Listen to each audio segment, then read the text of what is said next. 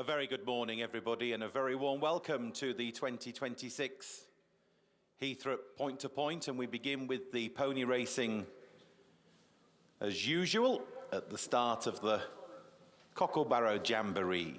2 pony races this year. The first is the Rockcliffe Stud supporting racing welfare, 138 centimetres and under open race. We've got 7 ponies with number 2, Burfordley Sea Queen, a non-runner. Rockcliffe Stud supporting racing welfare, sponsors of this race for the 2nd year, and our thanks to Rockcliffe Stud for their generous support of the pony racing.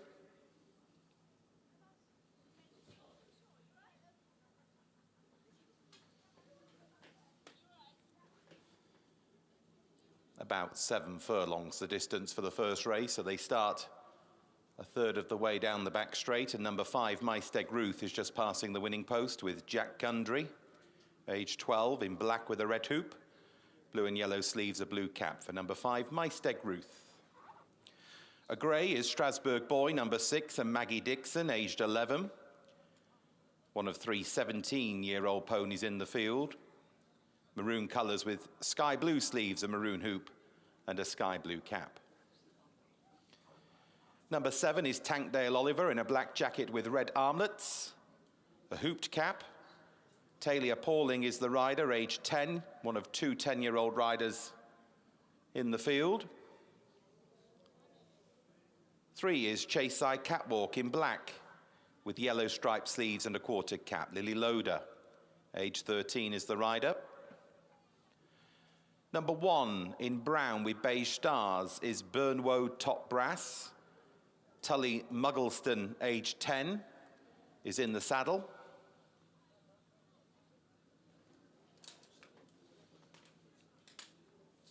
And in pink, with black seams and a hoop cap, number 8 is the Wicker Man. Molly Mansell, aged 13.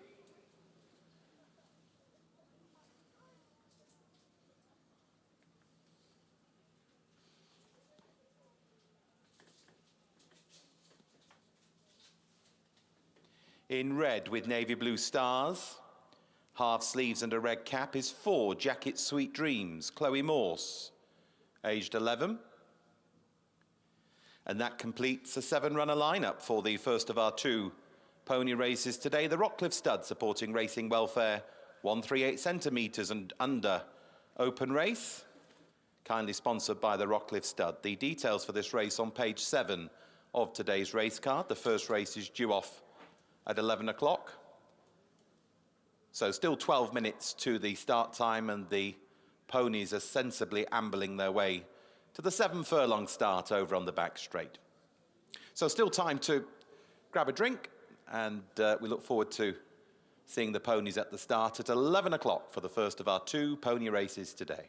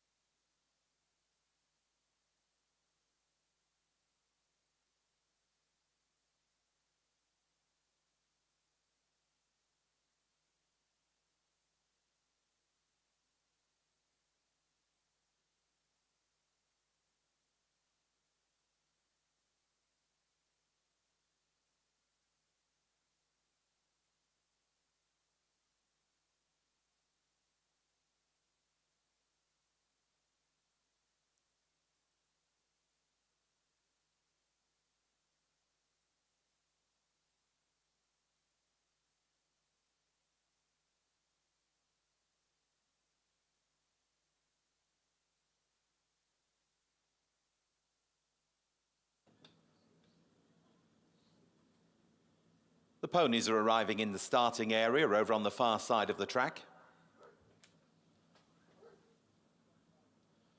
About 8 minutes to post time. And they're at the post.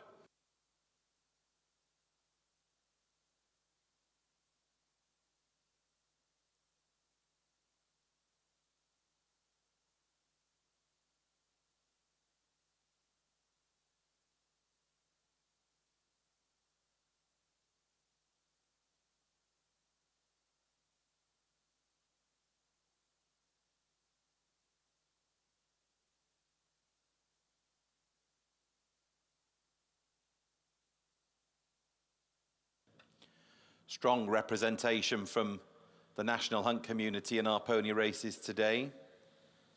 Great to see members of the families Pauling and Twiston Davis, Pipe, Longsdon, amongst others here today, to support pony racing, which is an avenue for many riding talent. And this is the start, in essence, of a busy pony racing season throughout 2026. Up and down point-to points throughout the country and race courses. Feel milling about at the post for the first, for which 7 go. If you've just joined us, the non-runner is number 2, Burfordley Sea Queen. And the riders and ponies being checked over.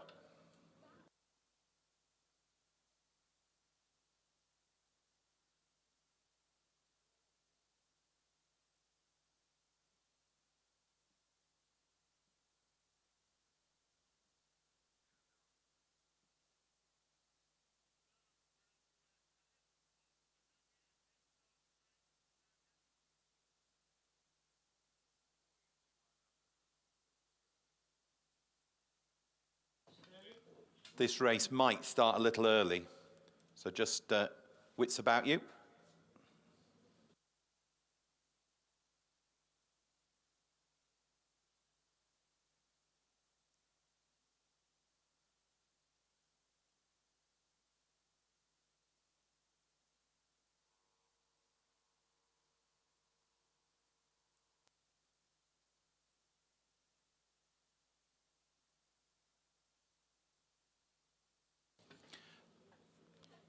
Starters going for the flag, so I think everything is orderly. So they're going to go with an early start here. The flag's gone up.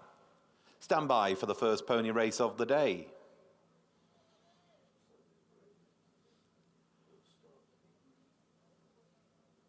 Flag's gone down, and they are off.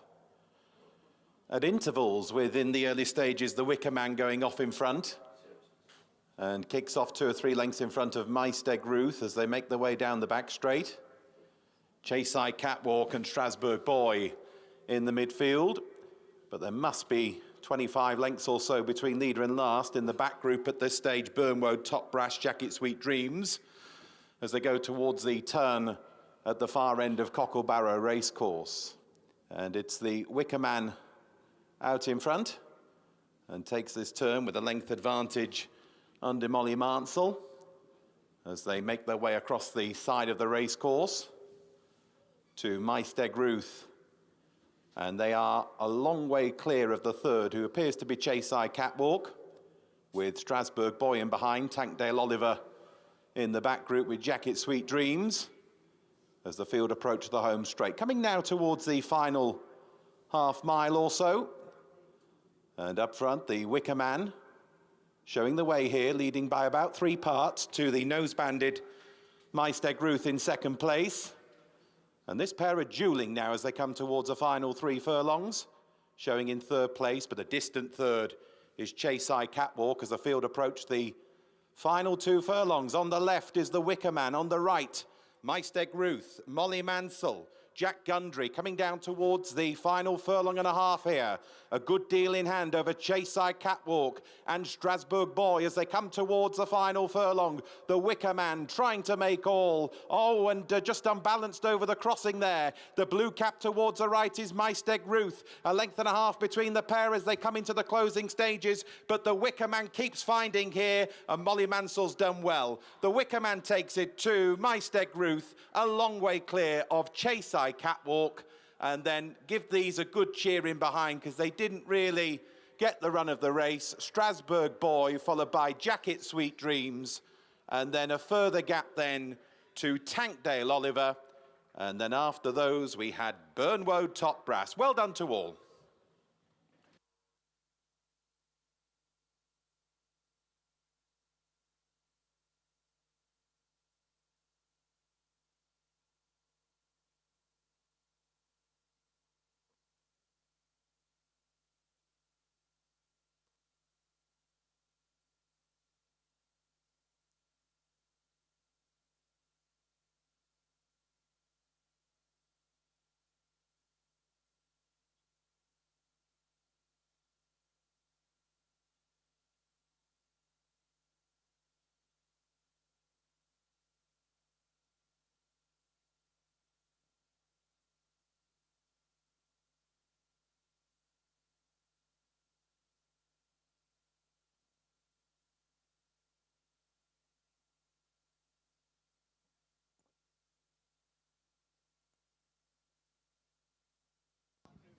So the results of the first pony race.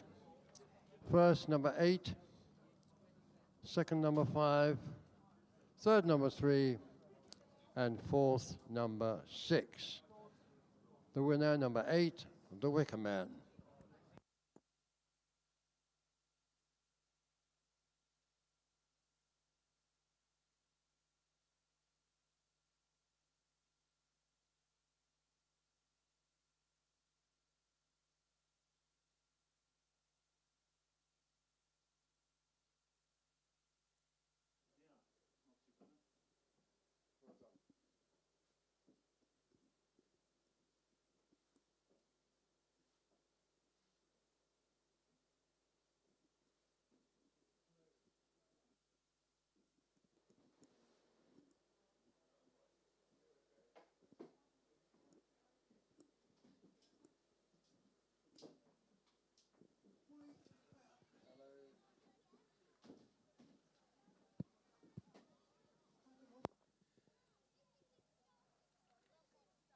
Well, ladies and gentlemen, please give a warm welcome back to the winner of our opening pony race, the Rockcliffe Stud Supporting Racing Welfare, 138 centimetres and under, goes to the Wicker Man and Molly Mansell.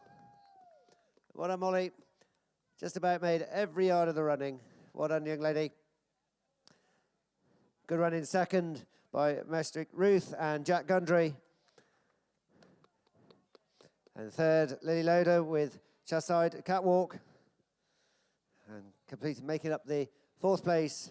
Good run by Strasbourg Boy and Maggie Dixon. Well done, jockeys.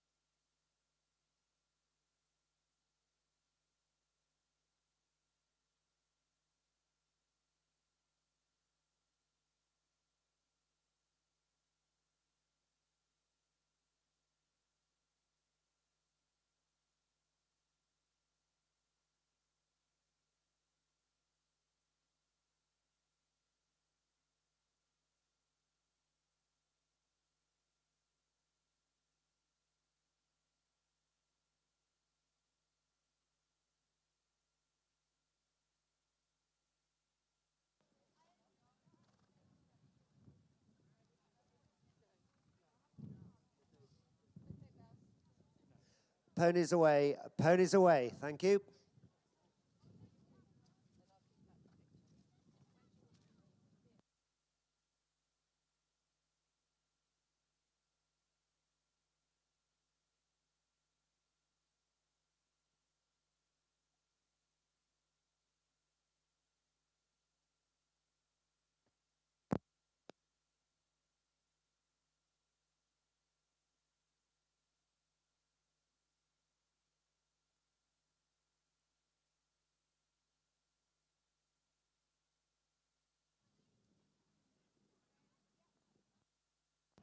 One, two.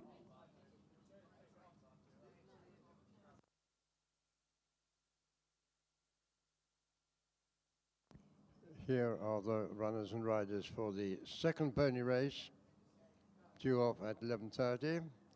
Details can be found on page 9 of the race card.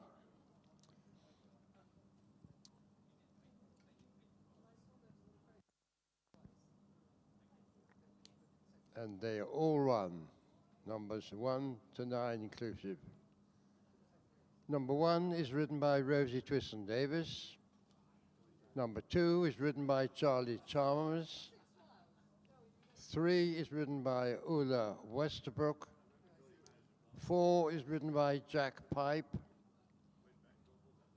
5 is ridden by Camilla Froggatt. 6 is ridden by Harry Longston. 7 is ridden by Archie Price. 8 is ridden by India Rigg.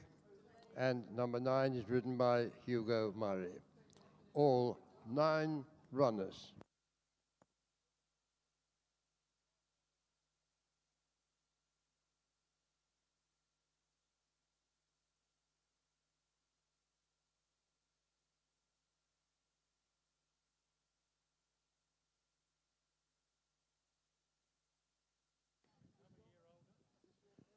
Well, ladies and gentlemen, we come to the presentation for our opening pony race.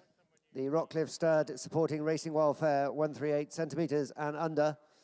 Very kindly sponsored by Rockcliffe Stud. I'd like to welcome Poppy Scott Plummer to the winner's podium to make the presentation to our first 4 jockeys home, and we'll do it in reverse order as we normally do for the pony racing.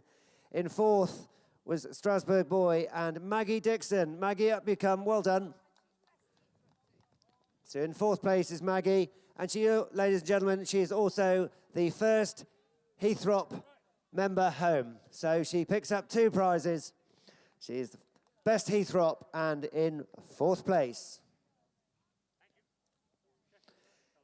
In 3rd was Chaside Catwalk and Lily Loader. Where's Lily? Well done.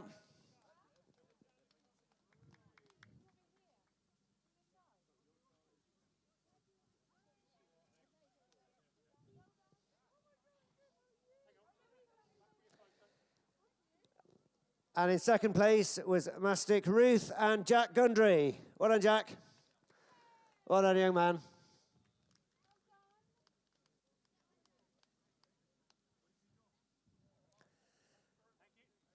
And the pony that made all the running was the Wicker Man and Molly Mansell. Well done, young lady. Big Ledbury support behind this one. Well done, Molly.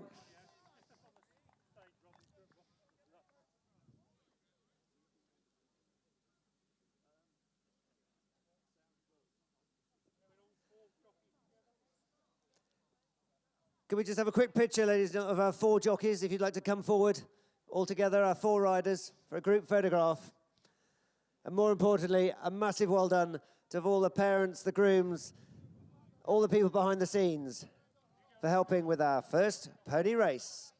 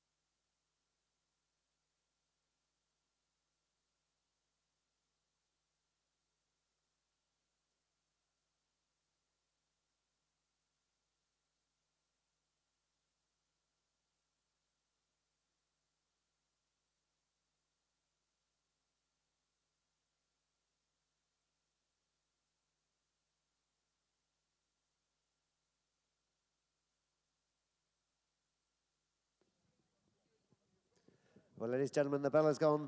The jockeys are getting mounted for our second pony race. The Rockcliffe Stud supporting Racing Welfare, 148 centimetres and under. Jockeys just getting mounted, be on their way to post shortly. All 9 runners. Official off time for our second pony race of 11:30.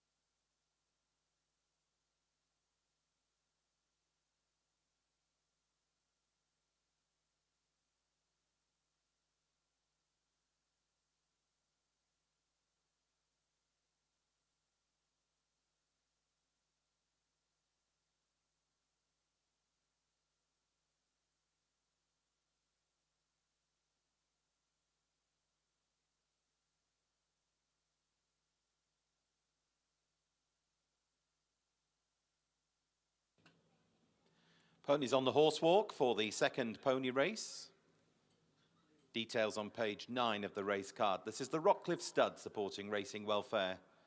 148 centimetres and under open race. Field of 9 this time, no changes to the programme.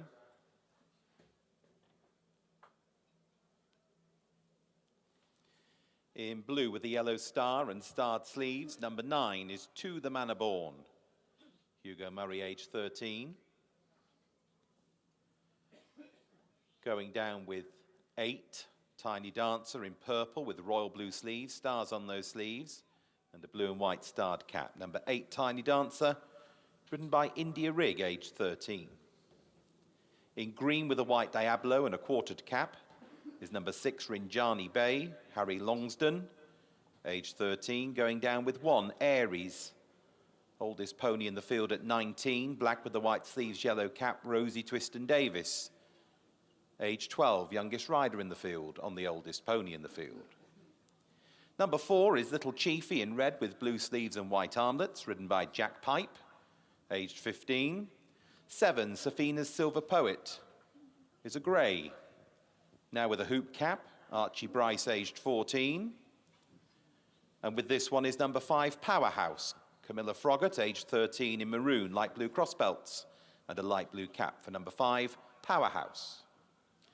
The next group sees 3, Jessie J in blue with a yellow crossbelts, yellow sleeves and a yellow cap, Lila Westbrook, aged 13, for number 3, Jessie J. And number 2 is Bradway Top Teddy in black with a white star on the cap. Charlie Chalmers, age 14, aboard Bradway Top Teddy. Well, the ponies are already at the start. Start away to our right here on the curve into the back straight. So just under 1 circuit over about 9 furlongs for this second and final pony race, which is officially due off at 11:30, but they are at the post in good time, so they may go a little before.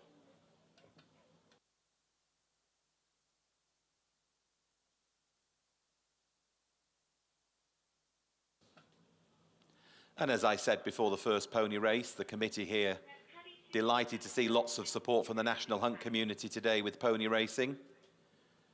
Team Twiston Davis, Pipe, Longsdon, all in attendance today, amongst others, with the Paulings in the previous race and other names as well. So it's great to see them all here supporting pony racing.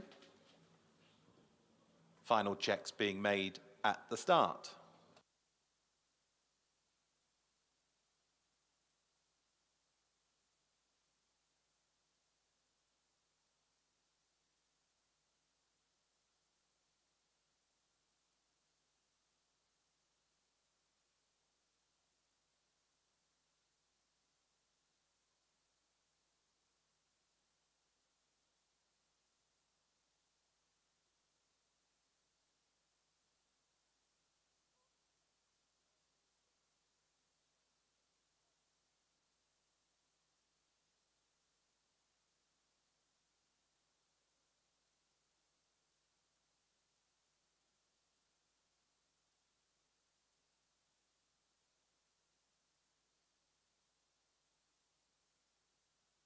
Flags up here, flags down, and they're off and running. Second pony race of the day is underway. They've got a 9 furlong journey just under 1 circuit ahead of them, and Bradway Top Teddy leads towards a turn to, in second position, Powerhouse. And coming through now in the Diablo, Rinjani Bay as they shape up down the back.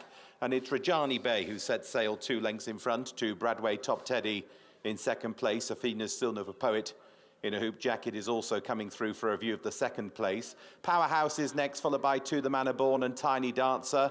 And in the second half of the field, we've got Aries alongside Jessie J as they move on towards the end of the back straight of the Fair Lick. And the red jacket of Little Chiefy was in arrears and is now making up a little bit of ground. So it's Rinjani Bay going on here, leading by 8 to 10 lengths under Harry Longsdon, and takes this left-handed turn to Safina's Silver Poet and Powerhouse, the front 3. Little Chiefy continues to make progress in red, then Tiny Dancer followed by Jessie J and To the Manor Born. Aries is towards the back of the group, and they've shifted on from Bradway Top Teddy as they make their way along the side. So soon to reach the point, half a mile from the finish, and Rinjani Bay has opened up here. 15, 18 in front. 2 in second place, Little Chiefy, showing in third Safina's Silver Poet, the grey. They've moved on in turn, 8 to 10 in hand over Powerhouse and Tiny Dancer and Aries. A further gap then to Jessie J and To the Manor Born. A long way clear of Bradway Top Teddy as they come down towards the final 2.5 furlongs. And it's Rinjani Bay in splendid isolation at this stage, comes down inside the final 2 furlongs to Little Chiefy and Powerhouse. Then Safina's Silver Poet, followed by Tiny Dancer. They're the front 5, followed by the veteran Aries as they come towards the final furlong. But Rinjani Bay, virtually from flagfall, comes into the closing stages with a healthy advantage to Tiny Dancer, Safina's Silver Poet and Powerhouse as they race into the closing stages. Harry Longsdon here on Rinjani Bay. They're going to cross the line handsomely here too. In second place, Tiny Dancer. After those is Powerhouse, and then it was close with Little Chiefy followed by Safina's Silver Poet, and after those was Aries followed by To the Manor Born, Jessie J and Bradway Top Teddy.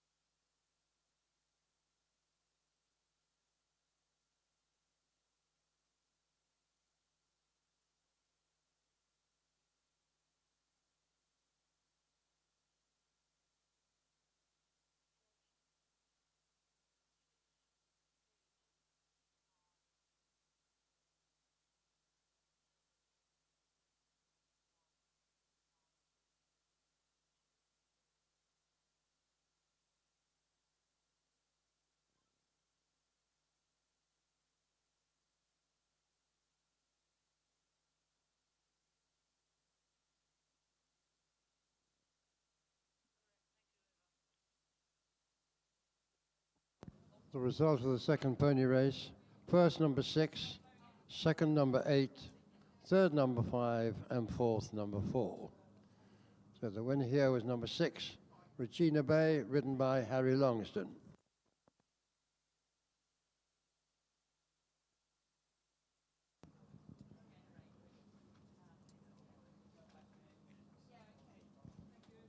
The official time is 11:28. So declarations for the first point-to-point race close in 7 minutes.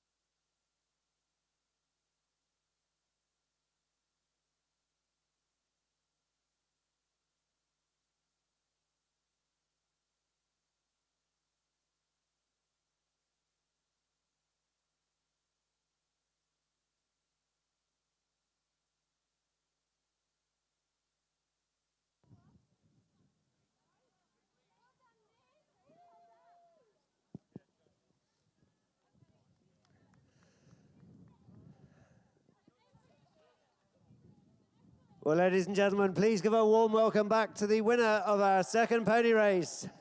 The Rockcliffe Stud supporting Racing Welfare, 148 centimetres and under, goes to Regina Bay and Harry Longston. Well done, Harry.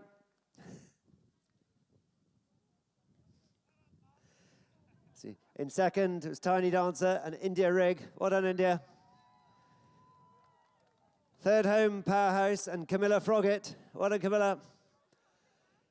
And in fourth was Little Chiefy and Jack Pipe. Well done, jockeys.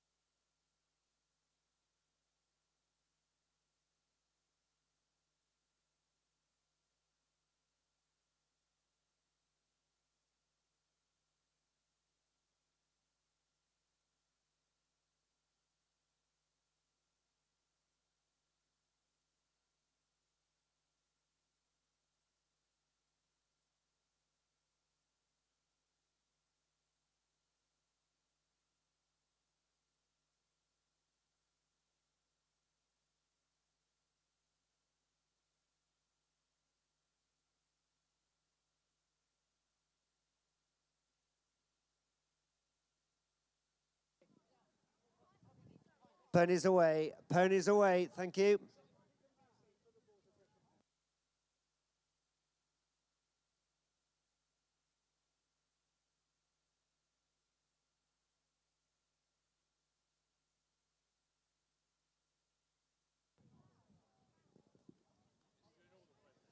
Well, ladies and gentlemen, we come to the presentation for second pony race. The Rockcliffe Stud supporting Racing Welfare, 148 centimetres and under open race. I'd like to welcome back Poppy Scott Plummer, representing our sponsors, Rockcliffe Stud, to the winner's podium. And we're going to give the prizes out in reverse order once again. So in our fourth pony home was Little Chiefy and Jack Pipe. Well done, Jack. Travelled all the way up from Devon this morning. Good to see you on the podium, young man. Well done.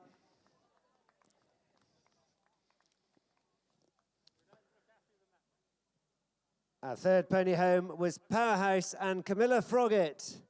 Well done, Camilla. Lots of local support for Camilla. Well done. And our second pony home was Tiny Dancer and India Rig. Well done, India.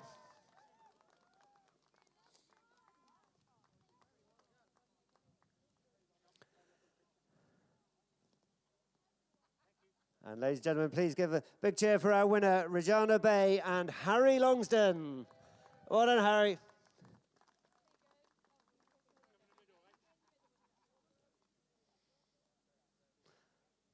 I think young Harry carried out his instructions to perfection to jump out and make all. Harry, if you'd like to remain there, we also have a second trophy for you. You are the first Heythrop member home. We'll ask Willie Twiston Davis to present the Twiston Davis Cup. Thank you, Willie. Well done. And can we ask all four jockeys to back up for a group photograph, please, if we could have you back up.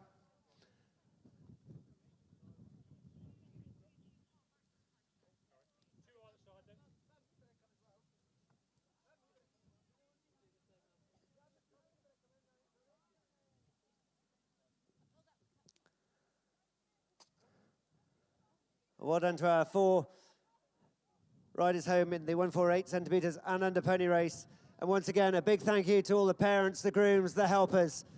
Pony racing is a brilliant spectacle and a great opportunity to see these young talent. Well done to everybody. And a massive thank you once again to our sponsors, Rockcliffe Stud, for supporting both of our pony races here at Cocklebarrow.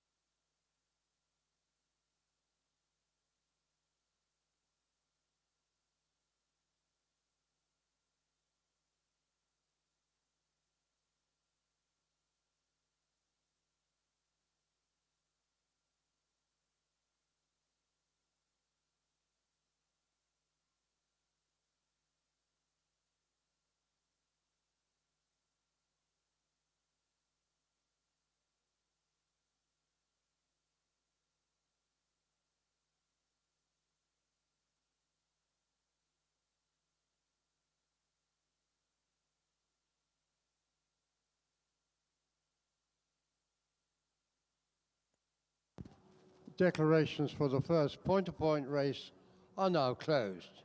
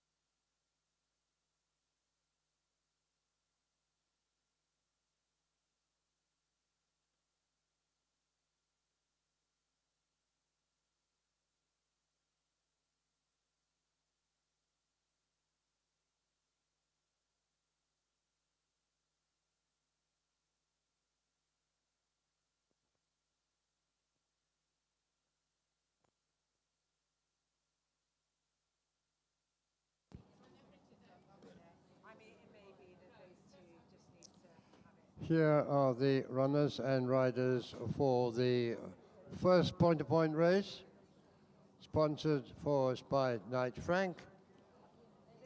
This maiden race will run over 2 miles and 4 furlongs.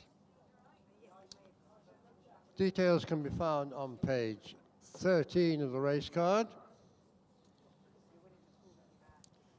And they are 1, 3, 4, 5, 6, 7, 9, 11, 13, and 14. Number 1 is ridden by Samuel Scott. Number 3 is ridden by Bradley Gibbs. 4 is ridden by Alfie Schalliker. 5 is ridden by Albie Tufnell. Number 6 is ridden by George Henderson. 7 is ridden by Sam Lee. 9 is ridden by Harry Brown. 11 is ridden by Miss G. Andrews. 13 is ridden by James King. And 14 is ridden by Fred Phillipston Stowe. Number 1 wears cheek pieces. Number 4 wears cheek pieces. Number 5 wears cheek pieces. And number 14 wears cheek pieces. Number 9 carries blinkers. Number 9 carries blinkers.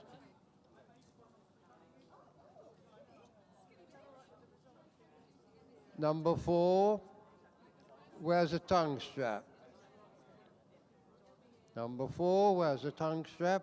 Number 7 wears a tongue strap. Number 9 wears a tongue strap.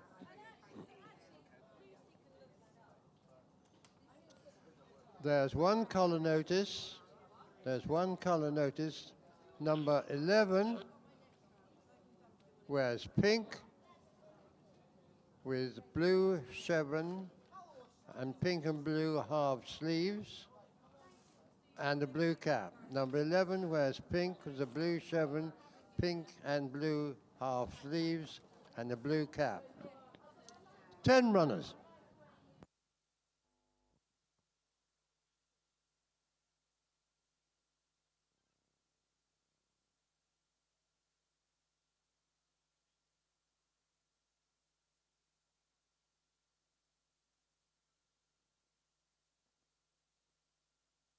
The official description of the ground is good, good to soft, and soft in a place.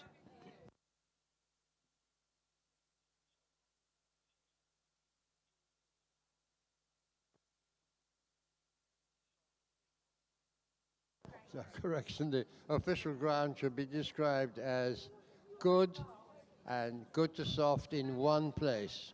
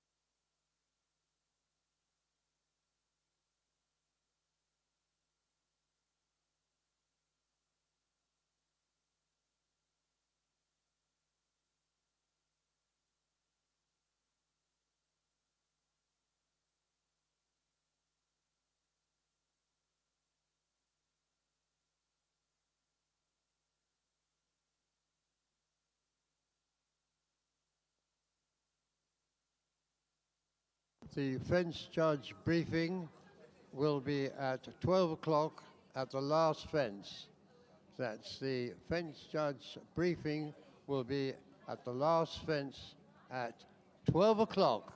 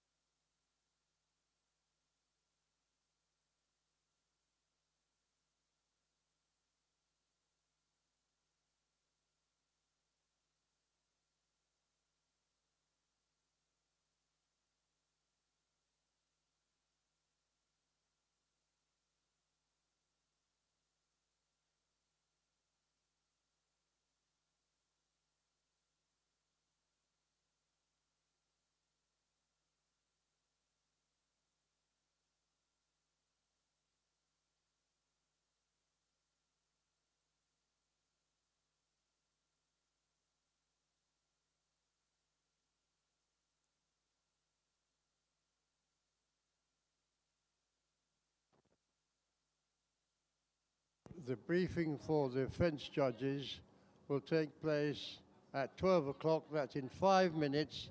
At the last fence, please.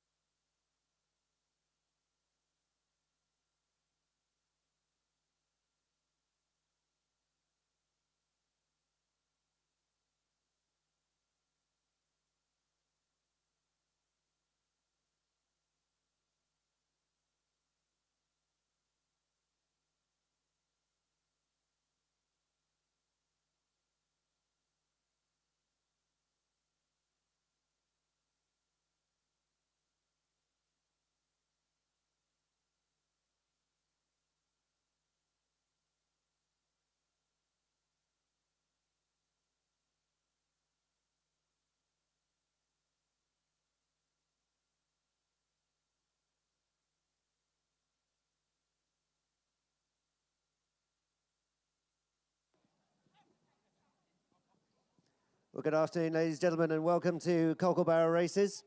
Now joined on the winner's podium by David Howden, who's obviously, we've got Howden's as our title sponsor for the first year, David, and what a crowd already here.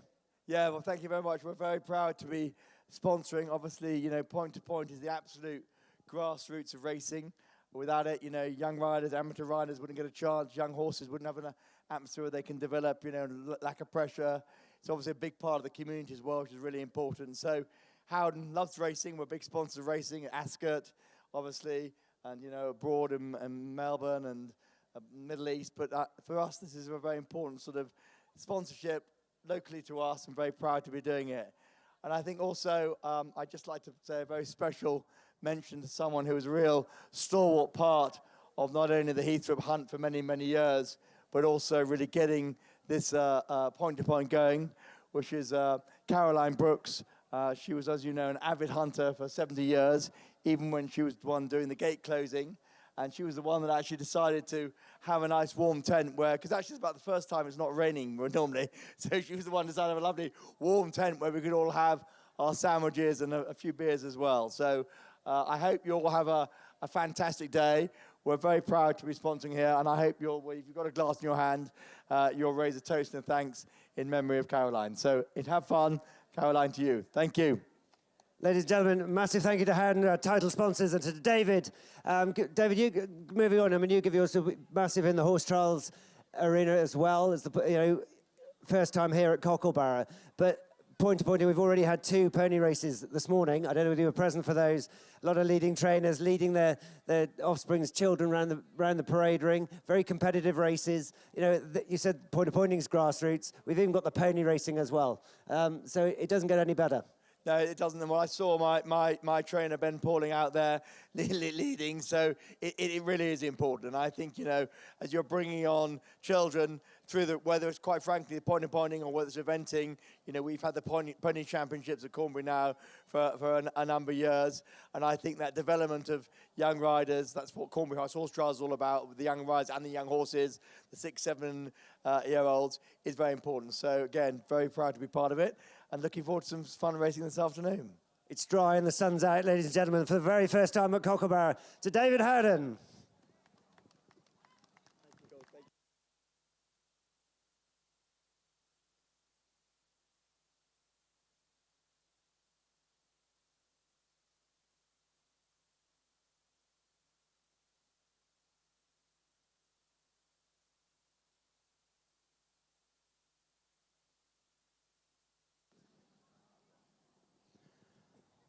Can we have the remaining runners to the parade ring immediately, please, for our opening contest? Remaining runners to the parade ring immediately. Thank you. For those of you who've just arrived, here are the runners and riders for this, the first race, the Knight Frank Maiden Open Race, to be run over 2 miles 4 furlongs. Details can be found on page 13 of the race card, and the runners and riders are 1, 3, 4, 5, 6, 7, 9, 11, 13, and 14. And there's 1 color change. Number 11 wears pink with blue chevron, pink and blue half sleeves, and a blue cap. Number 11 carries pink with a blue chevron, pink and blue half sleeves, and a blue cap. 10 runners.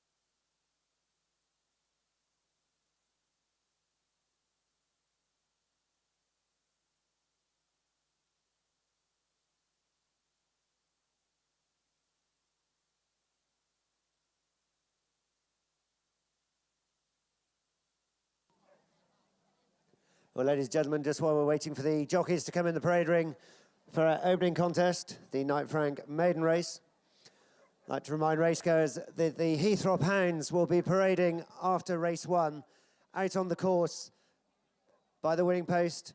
So all of you who'd like to go and see the Heythrop hounds, Kennel Huntsman Josh Turney will be parading after race 1.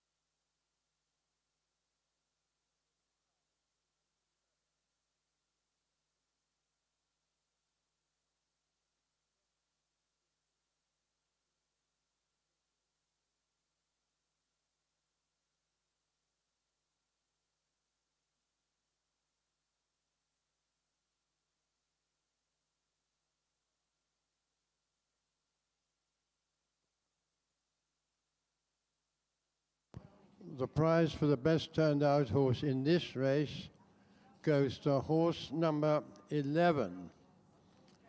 Horse number 11, Percy de Courcy, has been prepared by Jess Digweed, and she receives the prize for the best turned out horse in this race.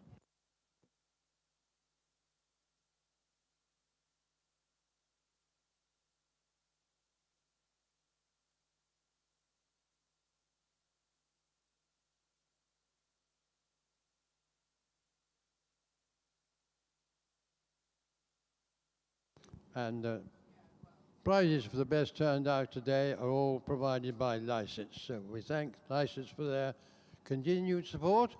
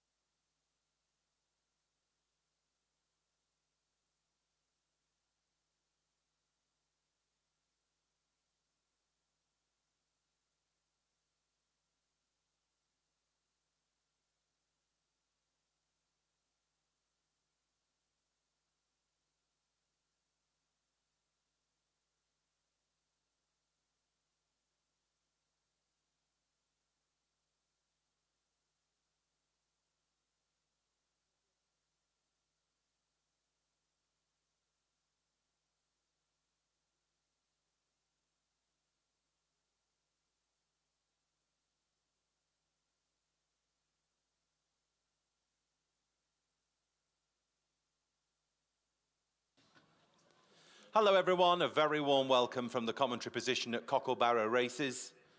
About to get underway with the point-to-point steeplechases, 6 of them today, featuring the first of the 4 classic races in the calendar, the Lord Ashton of Hyde's Cup a little bit later on. We begin today with a 2.5-mile maiden race. It's the Knight Frank maiden race. Long-standing supporters of racing at the track, Knight Frank. 10 runners. Number 7 is Laudable.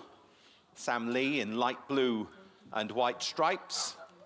Armlets, white cap, and a light blue diamond on that cap. And Sam Lee is the rider of Laudable.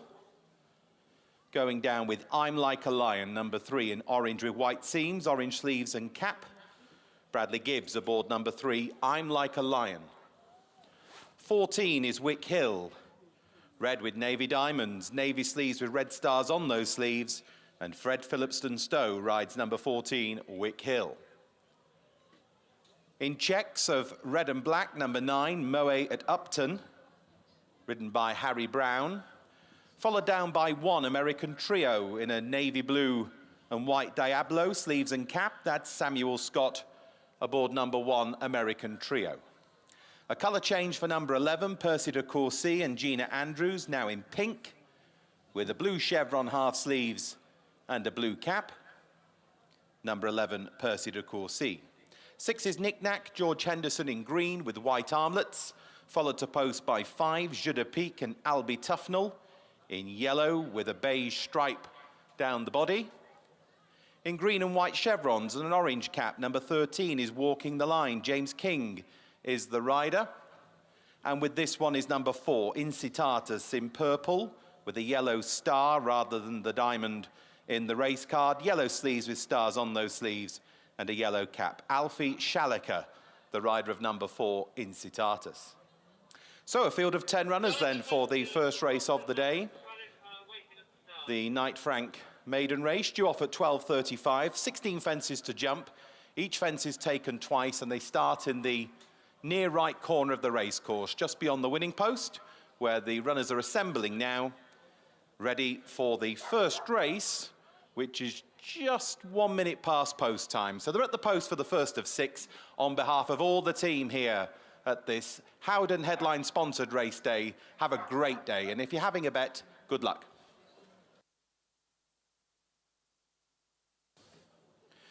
A few minutes ago, the betting saw Percy de Courcy and Walking the Line at around 5-2, but those odds may have changed in the preceding 10 minutes. Jeu de Pique was around 3-1, Laudable 7-2. They bet 5-1 American Trio, 6-1 I'm Like a Lion and Incitatus, 8-1 Knick Knack, 10-1 Moe at Upton and Wick Hill. Those odds may have changed, but towards ahead of the market, we had 11 Percy de Courcy and Gina Andrews, currently on 11 wins at the head of the Ladies' Championship. And number 13, Walking the Line, James King with 12 wins at the head of the Gentlemen's Championship.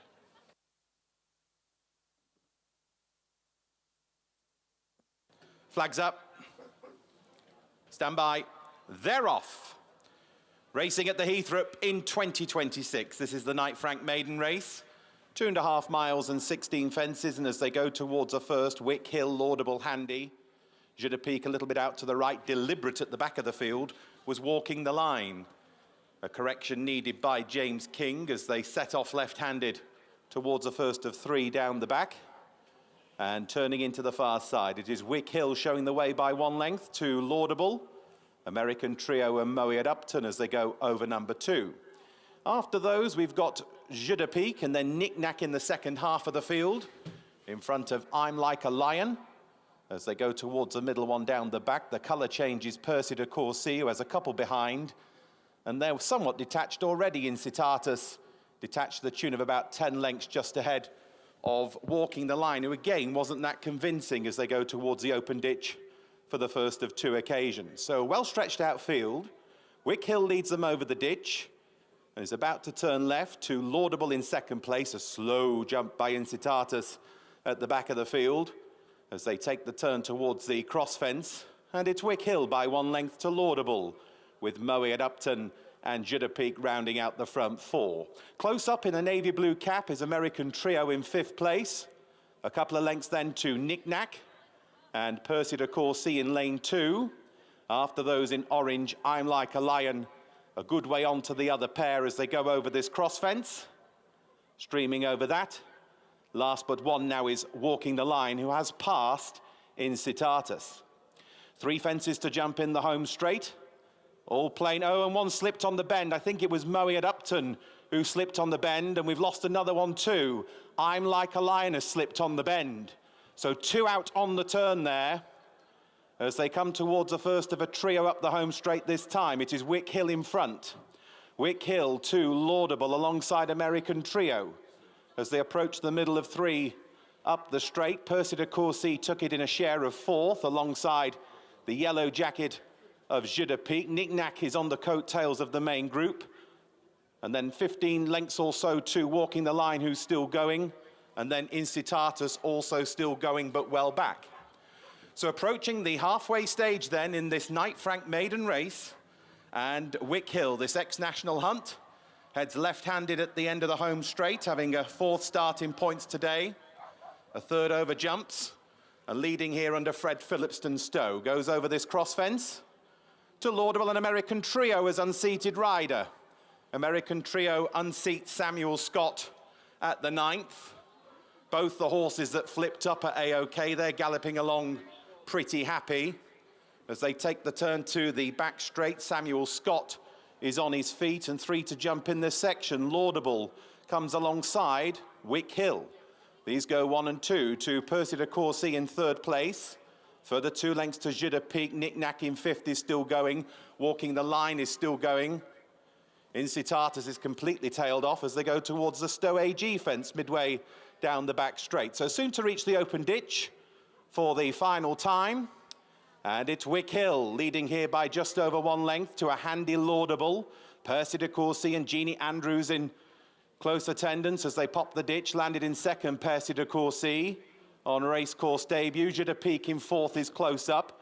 Knick Knack 5 or 6 detached in 5th place as they take the turn at the bottom end, well clear of Walking the Line and Incitatus, who scrambled over the ditch. 4 to jump then, and as they approach the cross fence, Percy de Courcy has come through to take up the running now and leads by 2 lengths. 2 in 2nd place, Wick Hill, as they approach the 4th last fence, with Laudable in 3rd, about 6 lengths back now. As they take that, not the most proficient Percy de Courcy, but still leads by 1.5 lengths as they take the turn for home. And on the swing into the straight, Percy de Courcy has gone a little bit wide, maybe a slight stumble, but has got round in front to Laudable in 2nd place. In 3rd is Wick Hill, followed by Jeu de Pique. After those in a green jacket, Knick Knack. This is the 3rd last. Percy de Courcy jumps straight and true and comes towards the 2nd last. 2 in 2nd place, Laudable. Knick Knack is staying on into a share of 3rd. 2 to jump, Percy de Courcy led by 3. 2 in 2nd place, Laudable. Then Knick Knack, Jeu de Pique. Wick Hill was pulled up before the 2nd last. And as they approach the 16th and final obstacle, it's Percy de Courcy at it, over cleanly and clear now of Laudable, who blunders and loses the rider at the last. Knick Knack is left in 2nd, then Jeu de Pique. What a dramatic opener. It's Percy de Courcy making a winning racecourse debut, clear of Knick Knack and Jeu de Pique, and I'm not sure anything else is still going. Pulled up Walking the Line and pulled up Incitatus.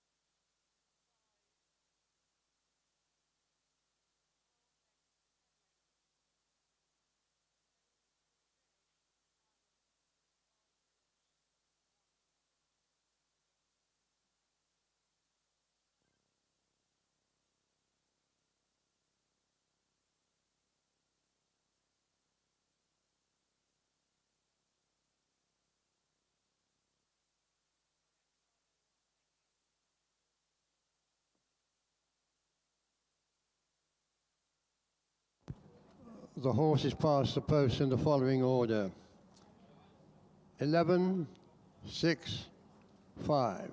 So the unofficial result of the first race here at Cocklebarrow, the Knight Frank sponsored maiden race over 2.5 miles. First, number 11, Percy de Courcy. Second, number 6, Knick Knack. And third, number 5, Jeu de Pique. The distances were 12 lengths and 10 lengths. 12 lengths and 10 lengths. And they ran in the time of 5 minutes and 01 seconds, and only 3 finished.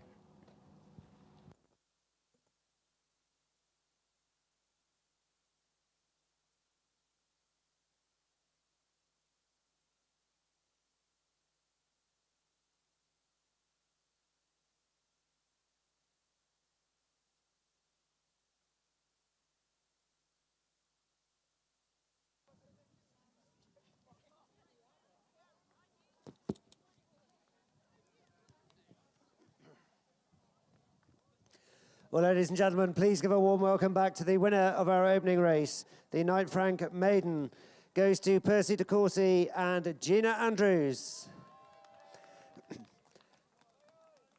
Gina also doubles up, ladies and gentlemen, as our owner, trainer, and jockey. So well done, Gina.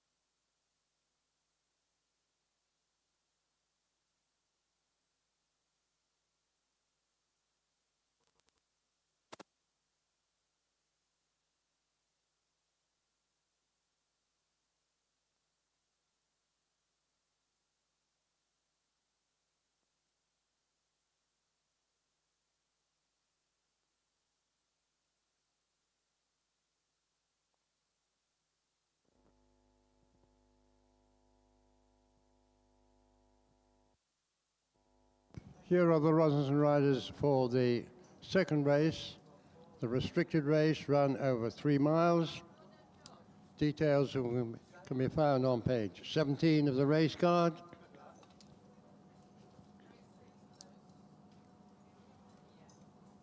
Numbers 1 to 9 all run. Number 1 is ridden by Molly Armitage. Number 2 is ridden by Gina Andrews. 3 is ridden by Harry Billing.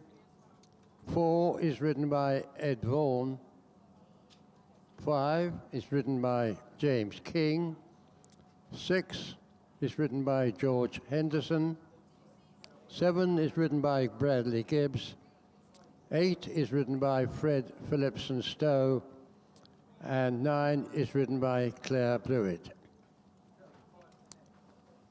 Numbers 1 and 3 claim £5 as novice riders.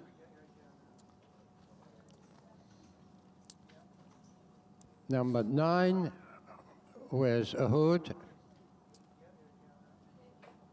Number 1 wears a tongue strap.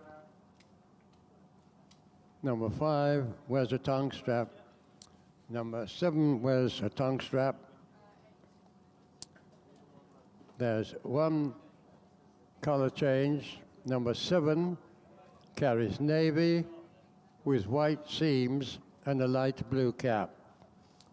Number 7 carries navy with white seams and a light blue cap.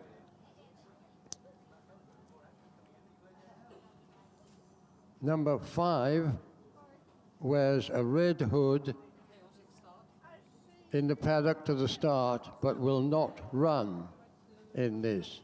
Number 5 wears a red hood to the start only.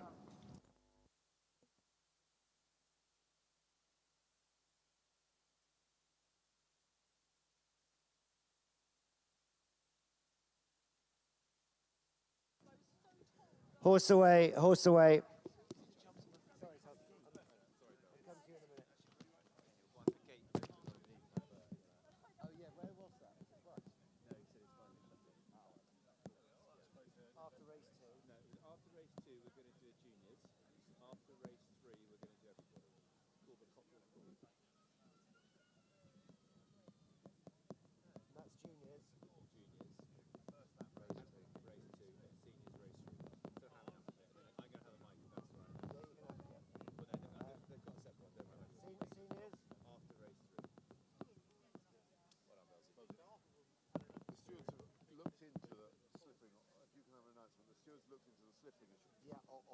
On the final bend, hear me out, and they are altering the bend to make it a bit less, a bit shallow, softer, shallower. I think we should. The stewards have looked into the thing. We're still at Wackling stand at the moment, and we'll start with that. We'll stand that off.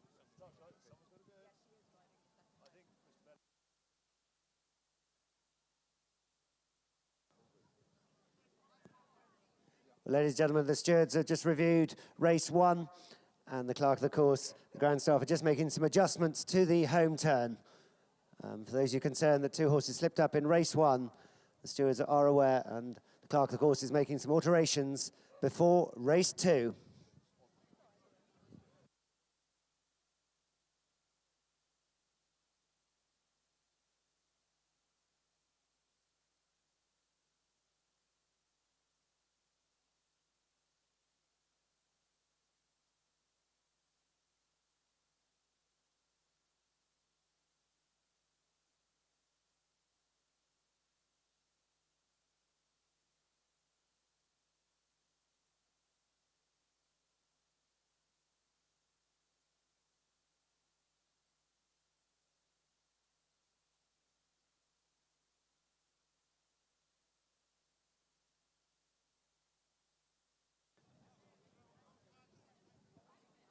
Well, ladies and gentlemen, if those of you who'd like to look out on the course, the Heythrop hounds are parading out by the winning line. Kennel huntsman Josh Turney, let's whipper in James Skull, bought 12.5 couple to see us here this afternoon. Children, grown-ups, if you'd like to go and see the Heythrop hounds, they are out on the main course.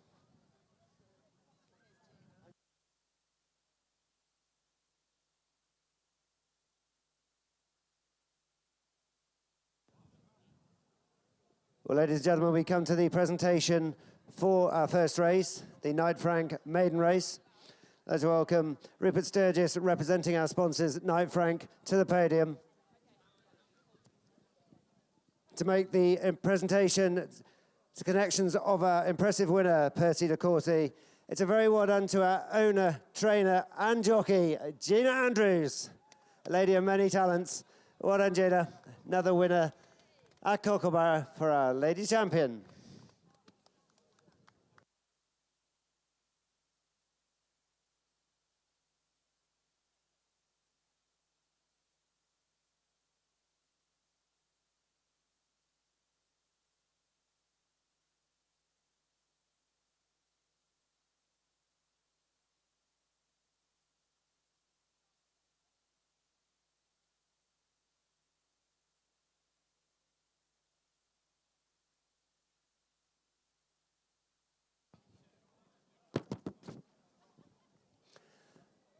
Well, ladies and gentlemen, it's lovely to see lots of people making their way out to the racecourse to greet the Heythrop hounds.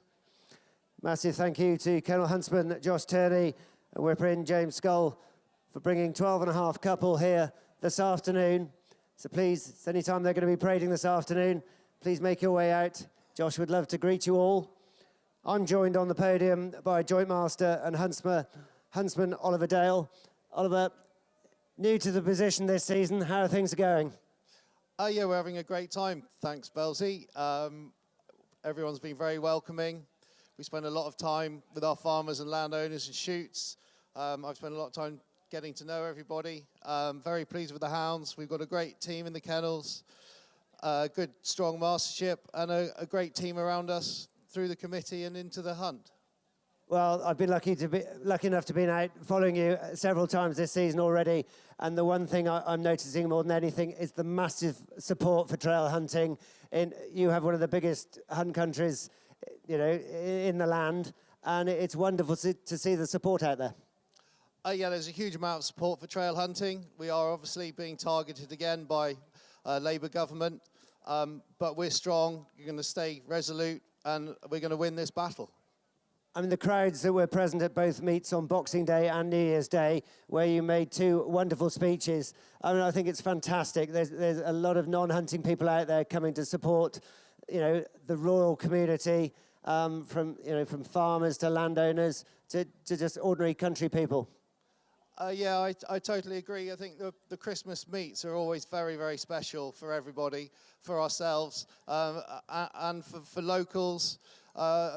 Chipping Norton, there must have been several thousand people there, all in great spirits, all the shops open, restaurants, bars, everyone having a great time, enjoying their Christmas. No opponents whatsoever. So yeah, it's tremendous. This is an offshore, the point-to-point. There's not a bigger, stronger community than here at Cocklebarrow this afternoon. Thankfully, it's dry this year. The sun even made an appearance this morning. We've got 6 really strong races going this afternoon. We had huge support in the 2 pony races this morning. It's all connected. Oh gosh, hugely. A point-to-point such as Cocklebarrow is organised pretty much solely by volunteers from the hunt. And on the day itself, everybody is a volunteer pretty much, putting in a huge amount of time to make the event happen. At which point I'd like to say that obviously the Masters are incredibly grateful to the point-to-point committee for all that they do to make it happen. It's a huge amount of work to put it on, and that simply wouldn't happen without the backbone of the Heythrop hunt behind them. The link with the horses is obviously huge as well. So many young horses come through the point-to-pointing sphere, as well as retired chasers come back for a later life. So everything is inextricably linked, and we need to preserve it for the future. Well, we certainly do, and it's as strong a crowd as we've seen here for many years. And just look at the amount of children going out to greet the hounds. I'd like to take this opportunity to thank, both Josh, the kennel huntsman, and James, the whipper in. They're here horse catching this afternoon as well. They were in the parade ring before racing. They looked absolutely immaculate. So massive well done to the grooms of the Heythrop hunt, to Chris and to Poppy for all their hard work, which, Ollie, you hunt 3 days a week. It's a busy time. You never stop. And thankfully, you have huge support. Yeah, we have a very great team behind us. And as you said, the horses and hounds look absolutely immaculate out there. We were hunting yesterday, Thursday and Tuesday. We'll be out again Tuesday. So for the guys to put on a show like they have today, we're incredibly grateful. Yeah, Poppy Burnell and Chris Turnbull are grooms behind the scenes. We have a full-time countryman in Ollie Street who does, again, vast amount of work in the country, making it ready for a day's hunting. So, yeah, we're very proud of our team, and thank you very much. Ladies and gentlemen, the Heythrop Master, Joint Master and Huntsman, Oliver Dale.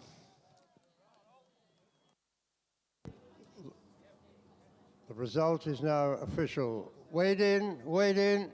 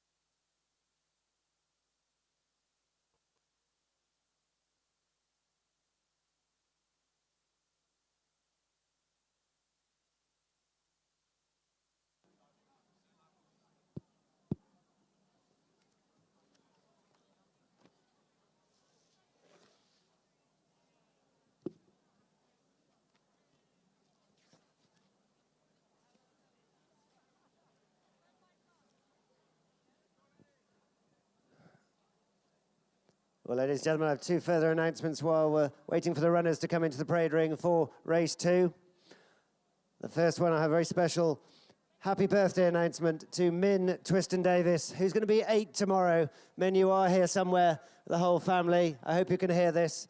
I'm half an hour late with this one, but a very happy birthday on behalf from everybody here at Cocklebarrow to Min Twiston Davis, who's going to be 8 tomorrow. Well, the non-racing action continues after race 2, ladies and gentlemen, with the Cockle pull, which is a tug-of-war contest.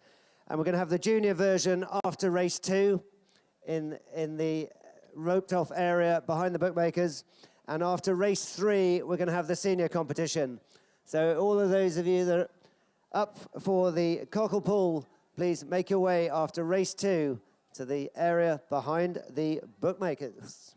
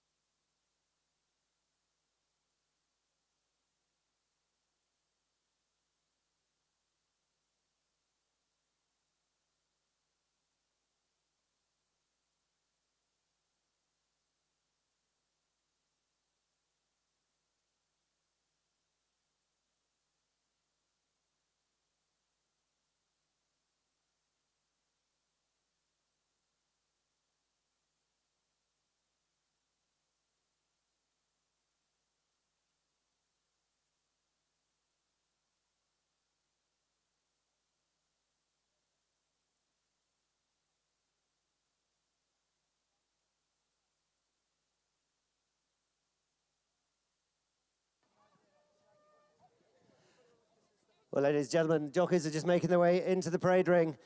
Once again, a big thank you to the Heythrop Hounds for parading here this afternoon. Big thank you to Kennel Huntsman, Josh Turney, first whipper in, James Skull. The Heythrop Hounds, ladies and gentlemen. There they go.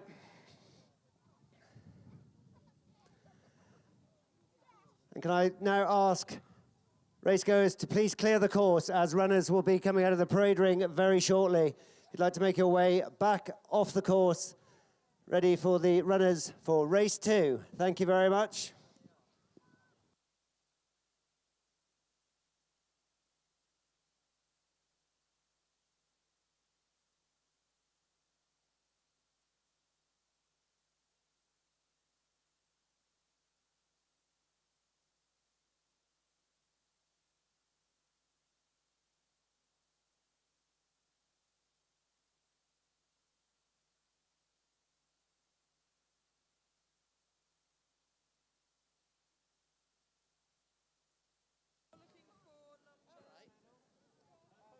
Thank you, ladies and gentlemen. If we could clear the horse walk and clear the course, runners for race 2 will be leaving the parade ring very shortly. Thank you. If we could please clear the course, thank you.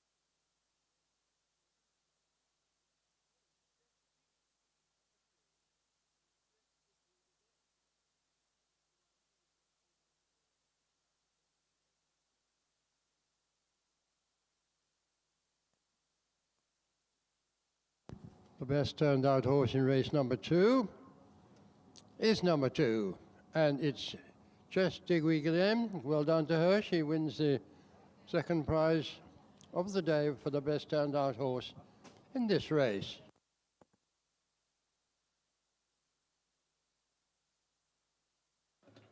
For which the runners are on the horse walk in the SE Solicitors restricted race.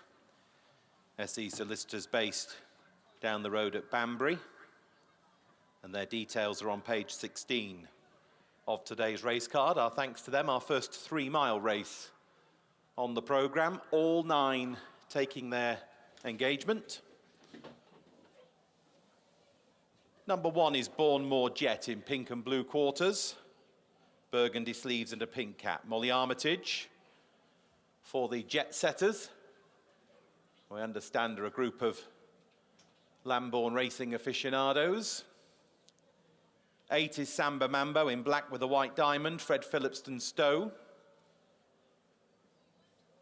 1 from 1 in points so far.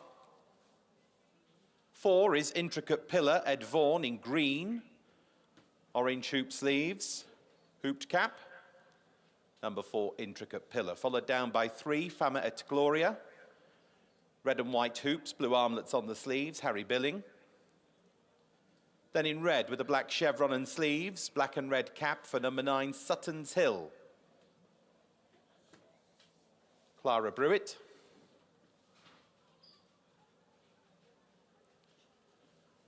Number 5 is Jean-Voir Valserenki and James King, dark blue with a blue central stripe, blue and white half sleeves and a blue cap with a white star on that cap. Number 5, Jean-Voir Valserenki. Colour change is 7, practice run, now in navy, with white seams and a light blue cap. Bradley Gibbs is the rider. The grey is number 2, Entity of Substance, ridden by Gina Andrews in beige and white checks. And as Mark said, the best turned out. And number 6 is Pax in green with white armlets on the sleeves. George Henderson rides number 6, Pax. A few minutes ago, Entity of Substance was showing as favourite, round about 6 to 4. Those odds may have changed in the last few minutes. 5 to 2, Jean-Voir Valserenki. They bet 4 to 1, Samba Mambo. 5 to 1, Practice Run and Sutton's Hill. 6 to 1, About Pax. And then even bigger prices, 10 to 1, Fama et Gloria. 12 to 1, Intricate Pillar. 14 to 1, Bournemore Jet. So 9 runners heading to the 3-mile start. They start in the far left-hand corner of the racecourse, so 2.5 circuits there or thereabouts. The first fence is the Dalesford Organic Cross Fence. So the home straight 3 times in this race, due off at 1:10, and that's in just over 1 minute.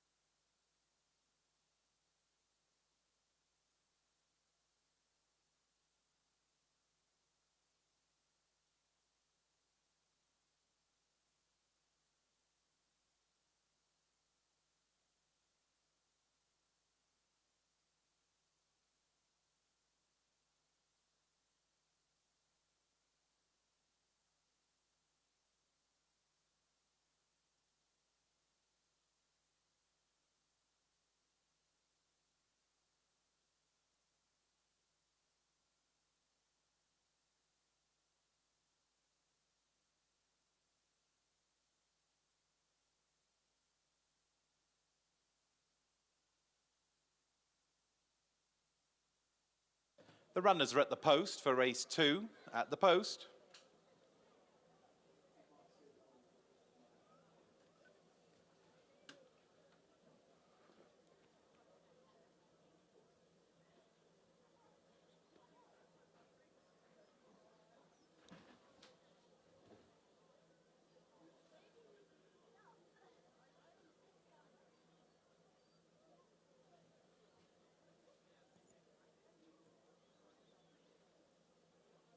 Starters walking once again with pace and purpose.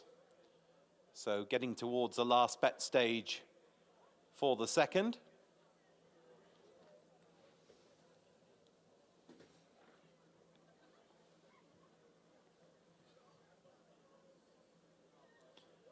Atop the rostrum. Flag is up.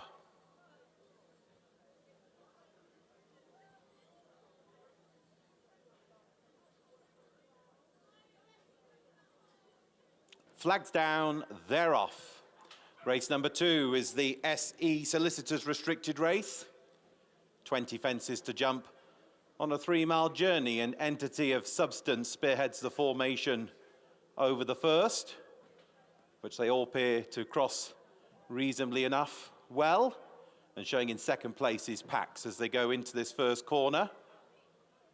Practice Run is in third, followed by Bournemore Jet.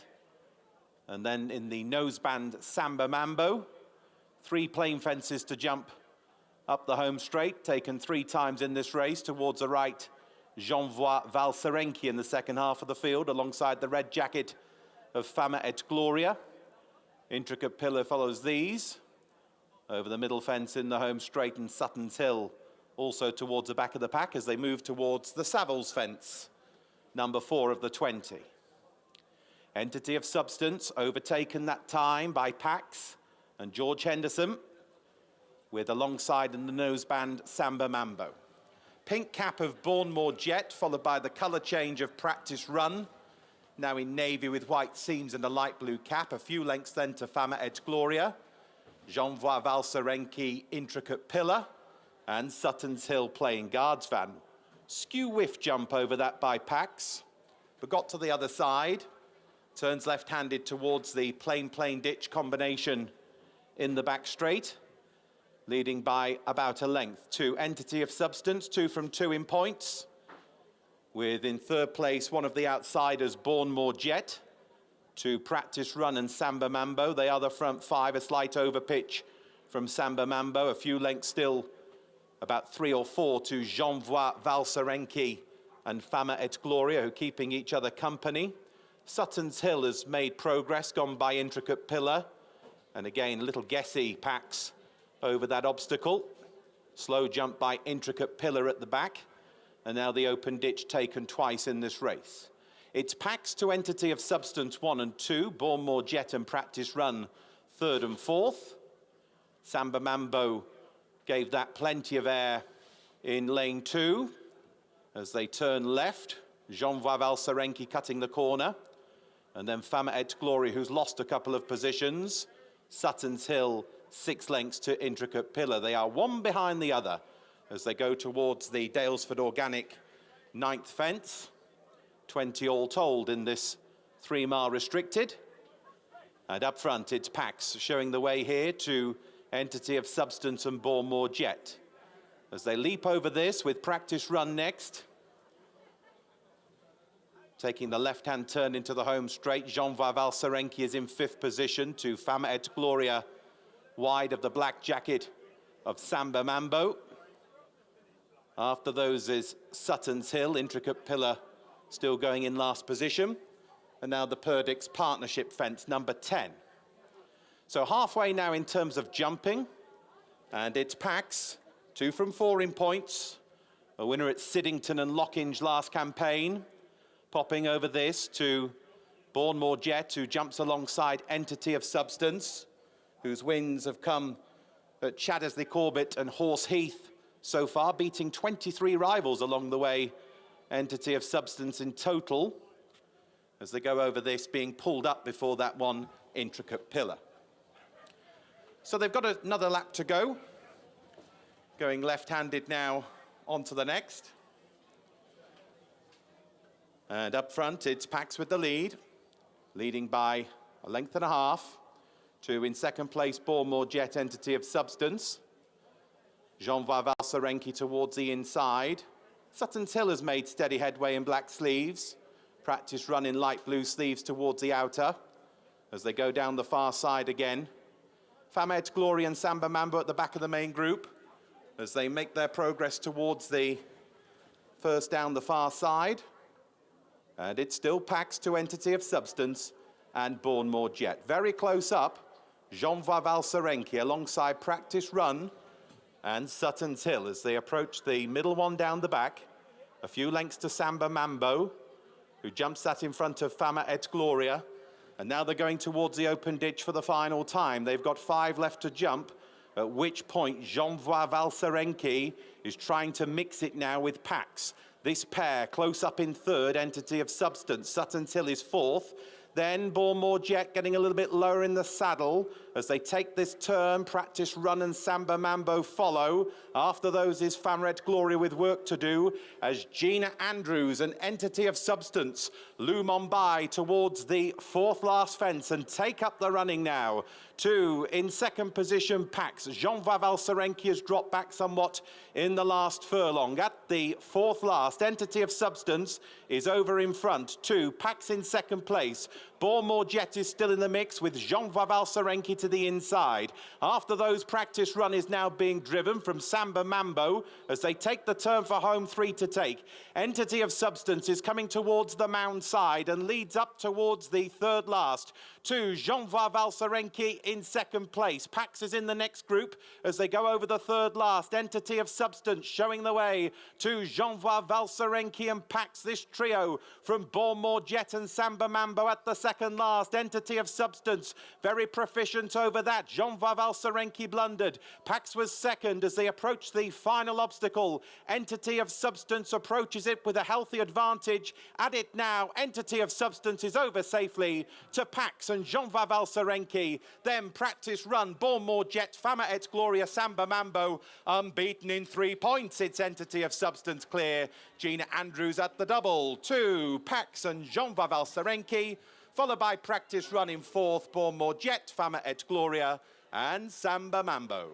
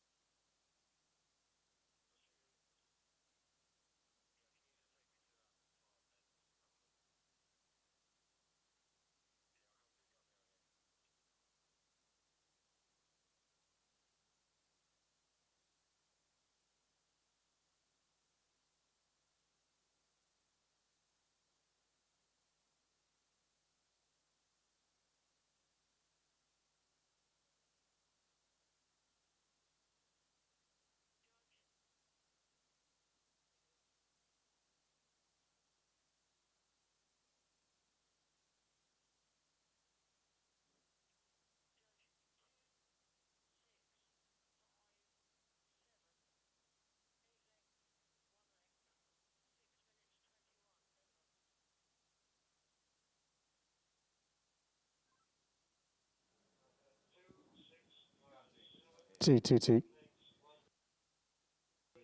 1, 2.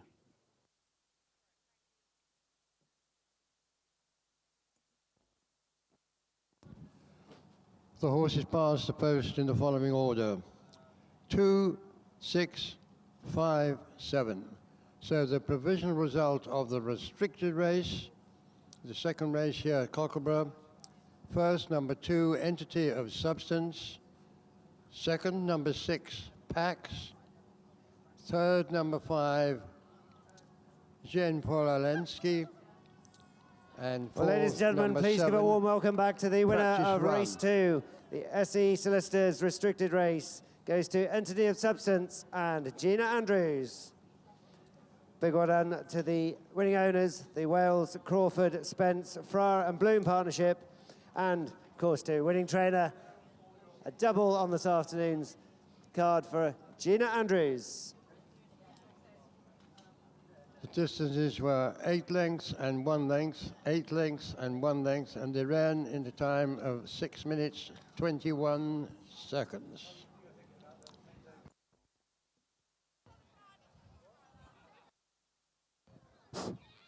So, ladies and gentlemen, that is loud. We're going to do the Cockle pull, which is a new, exciting game here at Cocklebarrow.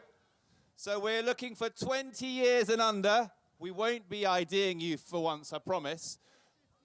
No, Paddy thinks we're going to start small, safety first. So 15 and under to start with. After race 3, it's free beer for those entries.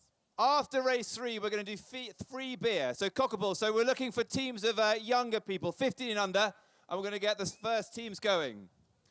So anyone looking to take part in the Cockle pull, we're going to have a team now. Wind them up for after the next race. Yeah. And after the next race, we're going to do free beer for anyone who enters in the older Cockle pull. And there are prizes to be won as well. Okay, what on, Molly? Team Masons, okay. Here you go, Probes. There you go. Oh, right. I'm giving some Welly. I'll try these people. Okay, we're going to start. If we get going, should Yeah. we... Yeah, I think Yeah. you're right. All right, come on, everybody. Come in and pull a cockle. Join in for the cockle pull. Under 15s. Free beers for all entrants in the over 18s, which is happening after race 3.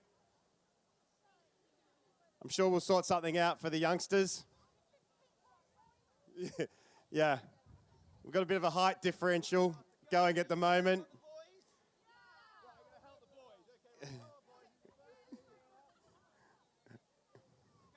All right.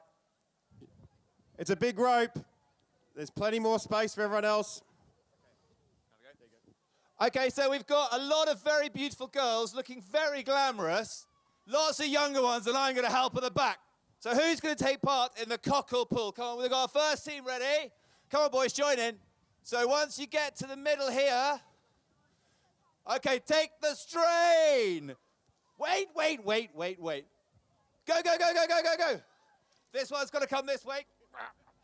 Come on, boys, pull. The girls are winning here. Come on, Tommy Chamberlain, put your back into it, mate. Let's go, kids. Come on. It's a bit of... Oh, here we go. There's a bit of move. Oh, no. The girls are doing pretty well. Come on, Sheila's. Let's go. Come on, Sheila. Oh, no, we got Brooksy. Brooksy's turned. Oh, that's a bit of weight. Almost there. Come on. Almost at the end. One last tug. Cockle pull. Yes. All right, should we do a best of 3? One more. Best of 3. Who else wants to jump in? I think the birds need a bit of a hand. Don't worry about breaking nails. You're in the country. Go on, fellas. What are you doing just standing there? Gawking. All right. Okay, cut. Hey, come back to the middle a bit. We've got to come back to the middle. Come back to the middle. Come on. This way. Down a bit. All right. The boys are loading up. I got a couple of gents that are going to help the ladies. Yeah, you guys head that way. All right. Stacked ropes. All right, everyone. 1, 2, 3. Cockle pull! Cockle pull! Let's go. Come on, team. Come on, kids. Oh, the shorties. Come on, the midgets. The midget. Oh, let's go. And Brooksy's taken on. Here we go. A bit more weight behind it. It's a bit slim. Oh, no, we've lost a hat. We've lost a hat. Looks like the midgies are going to do it. Go, midgies. Oh, well done, guys. Absolutely fantastic. That's it. Well done. Thanks, birds. What's that? I think they're done. Just remember, free beers for the over 18s after the third race. Does anyone else want to go? Anyone else want to enter for one more? We done?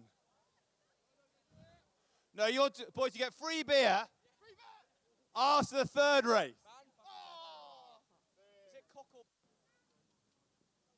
Horse away, horse away. Here are the runners and riders for the third race, the Newberry Ladies Open Race. Details can be found on page 21 of the race course. The numbers are 2, 3, 4, 6, 9, 10, 11, and 13. Number 2 is ridden by Georgia Kirk. Number 3 is ridden by Abigail Smith. 4 by Lucy Major. 6 is ridden by Tilly Dennis. 9 is ridden by Heidi Palin. 10 is ridden by Gina Andrews. 11 is ridden by Allegra Washorn. And 13 is ridden by Olive Nichols.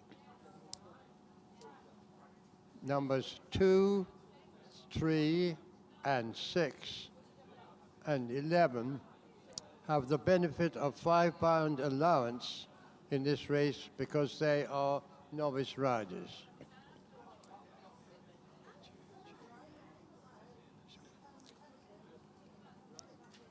Number 3 carries blinkers. Number 4 wears a cheek piece. Number 9 wears cheek pieces. Number 10 wears cheek pieces. Number 11 wears cheek pieces. Number 6 wears a tongue strap. Number 6 wears a tongue strap. 8 runners.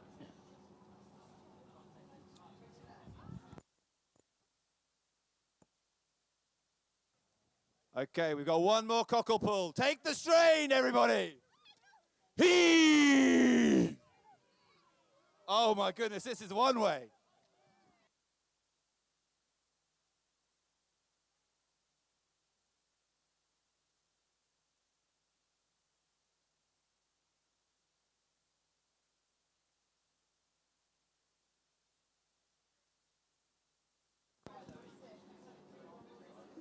The result is now official. Wade in, wade in.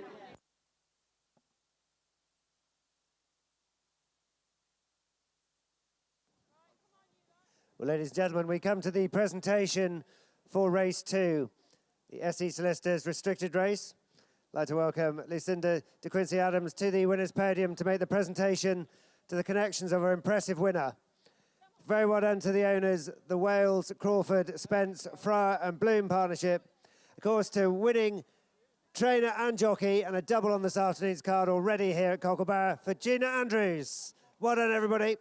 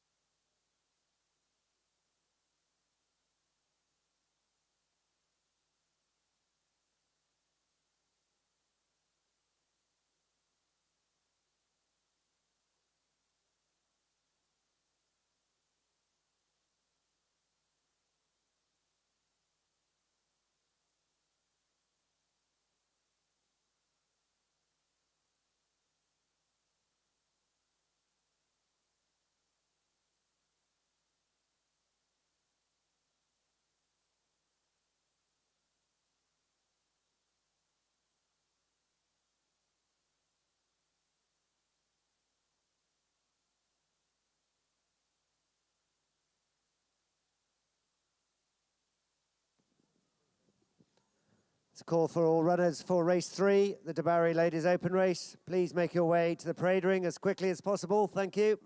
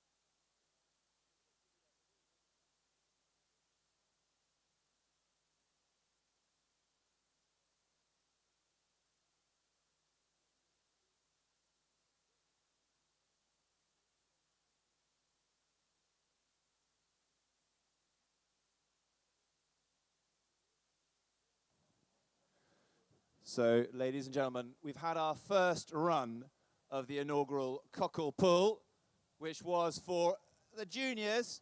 We're now lining up a lot of beer. So after the next race, we're after those big hunking hulks and some beautiful ladies. We're going to do that after the next race, chaps, after the next race. So if you're in the beer tent, there's a lot of beer being lined up here, and there's some wine as well for prizes. So the Cockle Pull is after the next race.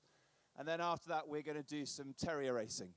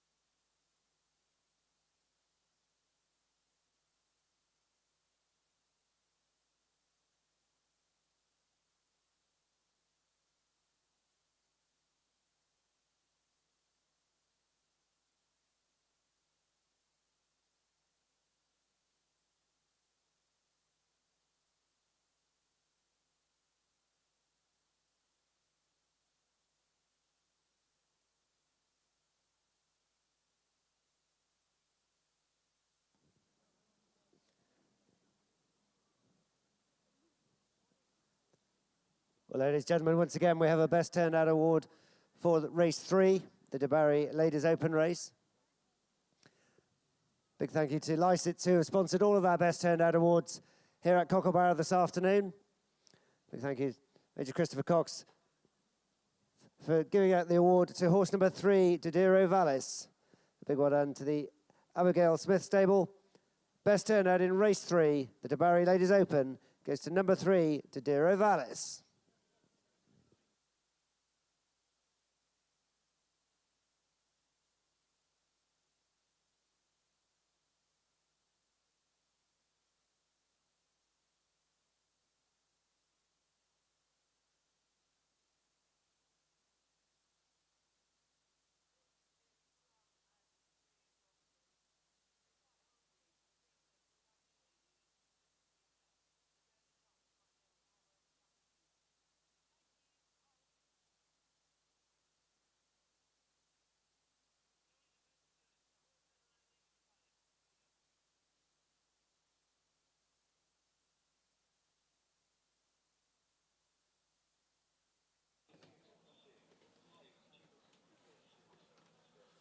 So the field are coming out onto the track for race number 3, the Dewberry Ladies Open race. Again, long-standing supporters of racing at Cocklebarrow, Dewberry of Ireland. 8 runners. Number 10, Master Templar, is one of the first down in dark blue with a white diamond, light blue sleeves and a blue cap. Gina Andrews looking for a hat trick on the day. Fancied in the betting as well, number 10, Master Templar. Won this race 2 years ago. Chief market rival is Lift Me Up. Number 9, Heidi Palin, in navy blue with white braces, sleeves and a red cap.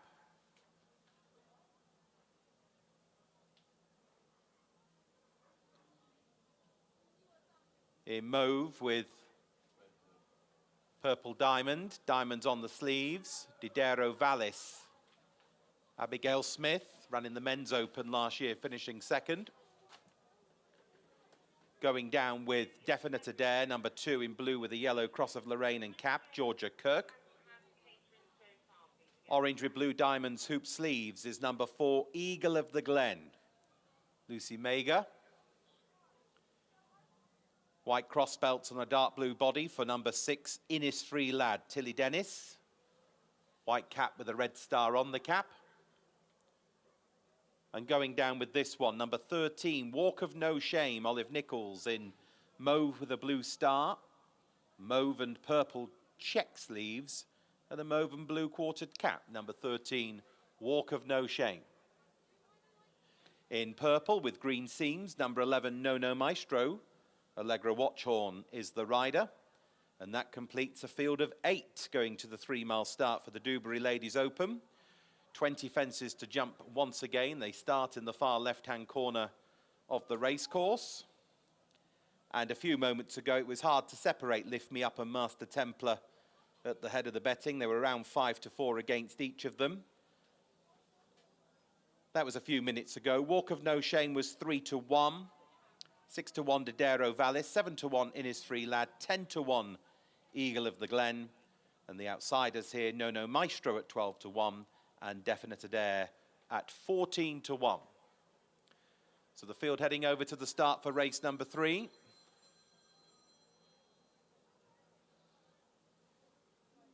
Race due off at 1:45 in just over 2 minutes.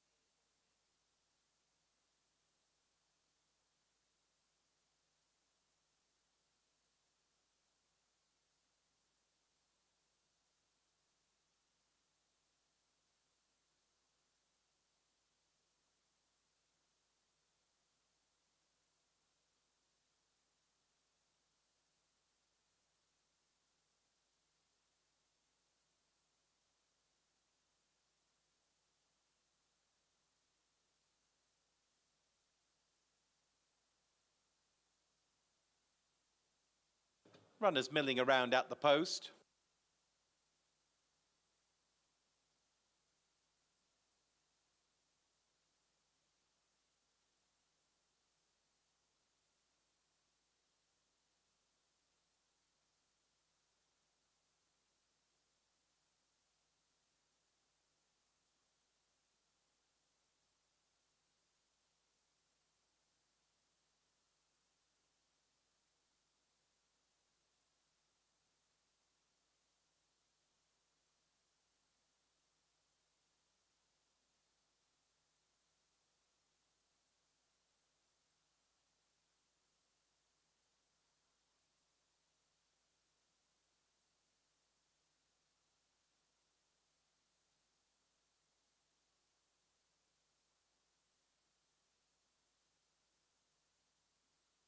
Starter seems pretty happy.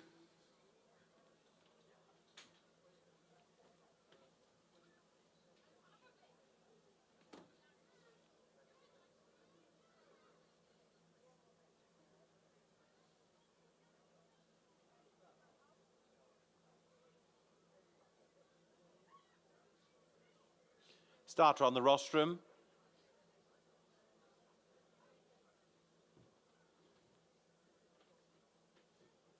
Flags up. Flags down. They're off. Over about 3 miles in the Dewberry Ladies Open, 20 fences to cross. 8 contestants. Eagle of the Glen heads off towards the first, with a couple of length advantage to Innisfree Lad over in second place. Master Templar jumps it cleanly in third. Yellow Cap of Definite Adair in fourth as they prepare to turn into the home straight for the first of 3 times. No Maestro leads the second half of the field to Lift Me Up. And then after those, Walk of No Shame and the back marker, Didero Vallis. 3 plain fences up the home straight. Innisfree Lad on the left. The 14-year-old comes through to share the work, going towards the Maxwell Douglas third fence. Innisfree Lad over safely to Eagle of the Glen. Chasing in second place. Towards the right in the blue cap is Master Templar. Gina Andrews looking for a hat-trick on the card as they approach the obstacle in front of the punters. No Maestro over in fourth to Definite Adair and Walk of No Shame. Then Lift Me Up in a red cap. And then a few lengths to Didero Vallis, who was second in the Lord Ashton of Hyde's Cup, the men's open last year. Going left-handed at the end of the home straight. Take 1 fence into the back straight, and it's Innisfree Lad and Master Templar. To No Maestro over in third place. Close up in fourth is Eagle of the Glen, the grey. And then Definite Adair to Walk of No Shame with a couple behind. One of those is Lift Me Up, who is alongside Didero Vallis. On they go towards the 6th of the 20 all told. Innisfree Lad, 1 from 7 in points. Pops over that. A winner of the Ladies Open at Chattersley Corbett in April. Yet to fire this campaign, 2 or 3 lengths in front to Master Templar. A winner 12 times in points from 17 starts. No Maestro over in third. Then Definite Adair alongside Eagle of the Glen. Lift Me Up is alongside Walk of No Shame, and then Didero Vallis as they approach the open ditch for the first of 2 occasions in the race. And all 8 jump it safely, only about 7 or 8 lengths first to last as they take the left-hand swing now towards the cross fence. The eagle-eyed will have spotted that Sutton's Hill unseated on that bend in the previous race. The horse was galloping around fine afterwards as they go towards the cross fence, which was their first, and this time around is the 9th. And approaching it, it's Innisfree Lad by 2 lengths to Master Templar, and No Maestro has improved into third, ahead of Eagle of the Glen as they go over this. Definite Adair follows, then Lift Me Up, and then the 2 in similar colours, Walk of No Shame and Didero Vallis towards the rear. Didero Vallis with the black blinkers. So they're turning into the home straight. On they go towards the 3 fences up the home run for the middle occasion.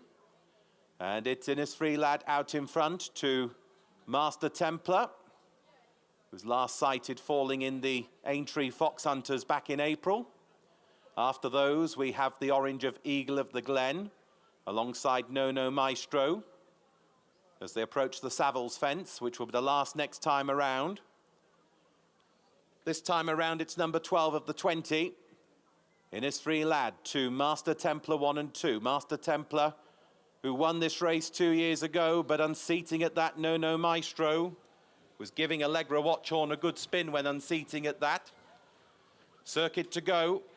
Innisfree Lad 2 in second place, Master Templar. Eagle of the Glen is third to Lift Me Up, who's won a couple of hunter chases around Newbury and Warwick along the way. Going over that one to Definite Adair, who has a couple behind. Clinging on to the main group is Walk of No Shame. Getting detached now and being eased, Didero Vallis. Seemingly about to be pulled up before the 14th. Down the far side they go. 3 to jump down the back, Innisfree Lad. Over this. 4 or 5 lengths in front now to Master Templar, Eagle of the Glen, and Lift Me Up the front 4. Definite Adair on UK point-to-point debut, still in the argument. As they go towards the Stowe AG fence, midway down the back straight. And popping over this one. Innisfree Lad, 3 or 4 in front to Master Templar. Lift Me Up, about 10 lengths off the leader at this stage, still behind Eagle of the Glen. Definite Adair, Walk of No Shame over the ditch for the final time. And it's the veteran Innisfree Lad who continues to put the pace to the race. Master Templar within hailing distance in second place as they take this turn towards the third last. Lift Me Up is third to Eagle of the Glen, Definite Adair, and Walk of No Shame as they go towards the fourth last fence. It is Innisfree Lad. 3 or 4 in front to Master Templar. In second place, Eagle of the Glen and Lift Me Up. A further 4 or 5 back, third and fourth as they jump the fourth last. Innisfree Lad over in front to Master Templar. And in third place, Lift Me Up as they take the turn into the home straight with 3 to jump. Eagle of the Glen is fourth. So Innisfree Lad has made all and turns into the straight with 3 more plain fences to jump. To Master Templar chasing hard in second place. Ditto Lift Me Up in third as they approach the final 3 obstacles. Innisfree Lad over. Master Templar a couple behind in second place, moving towards the right. Lift Me Up is in third. They're coming towards the second last, and Innisfree Lad coming back to the chasers over the second last. Master Templar giving game chase under Gina Andrews, but Innisfree Lad and Tilly Dennis as they come towards the final fence, and they're dueling at the last. Innisfree Lad on the left, on the right Master Templar as they go towards the line. Innisfree Lad all out here from Master Templar. Innisfree Lad game as a pebble to Master Templar, and then Walk of No Shame from Lift Me Up, and after those Eagle of the Glen.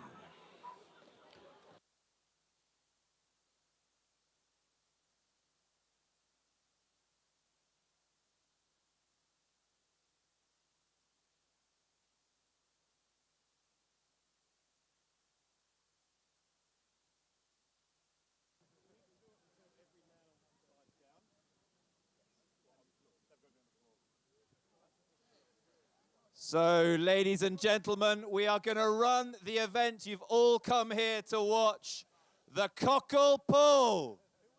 Come on, teams, get on down.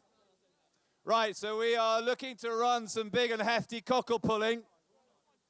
Now, after the 4th race, we're going to do some terrier racing, which Marcus is setting up. So there's beer and wine. We need another team down here. We can't have...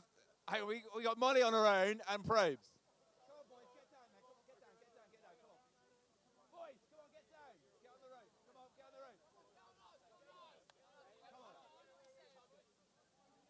So we need some more contestants. Down there, boys. Get on there. That's it, boys. Down you get. This end. Oh, down that end. You get the pretty girls. Right. The horses pass the post in the following order: 6, 10, 13, 9. So the winner of the ladies' open race, first number 6. Innisfree Lad. There's a loose horse going the wrong way around the course. Over. Okay, boys, come on. Who's feeling strong? So the winner was not. Well done. Come on. the unofficial result of the Ladies' Open race. First, number 6, Industry Lad. Second, number 10, Master Templar. Third, 13, Walk of No Shame. And fourth, number 9, Lift Me Up. The distances were 2 lengths and 6 lengths. 2 lengths and 6 lengths, and they ran in a time of 6 minutes, 25 seconds. And the course is clear. Thank you. Well, ladies and gentlemen, please give a warm welcome back to the winner of race 3, the Debarry Ladies Open race. Goes to Innisfree Lad and Miss Tilly Dennis. Well done, Tilly. Cracking ride, young lady. Big well done to our winning owner and trainer, Father David Dennis. Okay, as Belzy looks after our horses, we are now going to take on the Cockle pull. So the winning team, the other team had to all be on the floor. You've got to knock them down. All right, take the strain. Pull. Come on then. Come on, heave you lot. Come on. Come on, heave.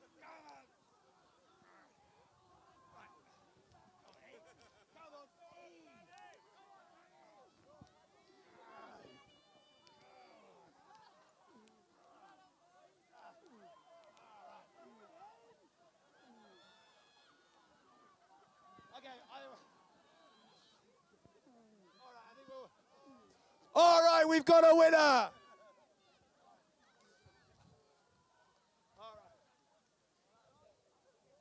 Okay, we're going to run another heat and a semi-final. So your team, you're in the final. We're looking for 2 more teams for the Cockle pull.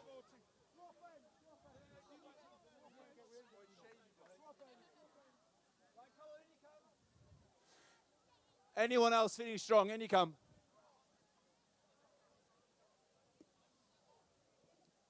All right. This is to get in the final. Everyone light up.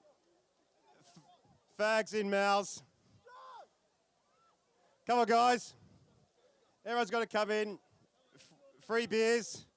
Got delicious rosé. Spumante. Party mix. All for the first prize. Come on, birds.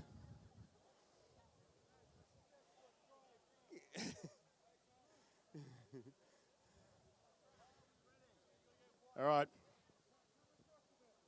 Okay, ladies and gentlemen, so we are going to run the Cockle pull. Here we go. Are we ready? Take the strain, please.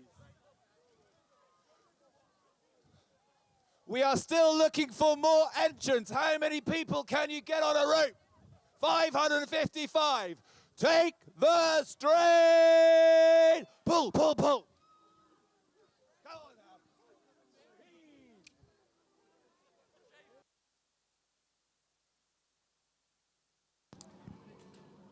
now. Here are the runners and riders for the 4th race. The Brown Advisory Heythrop and adjacent Hunts Conditions race. The runners are 1, 2, 6, 7, 8, and 10. Number 1 is ridden by Amy Jones. 2 by Lucy Tilley. 6 is ridden by Daisy White. 7 by Gina Andrews. 8 by Brooke Gardner-Wallen. And 10 by James King. Number 1 wears tea pieces. And number 8 wears blinkers. Number 1 wears a tongue strap. Horse away, horse away. And number 7 wears a tongue strap.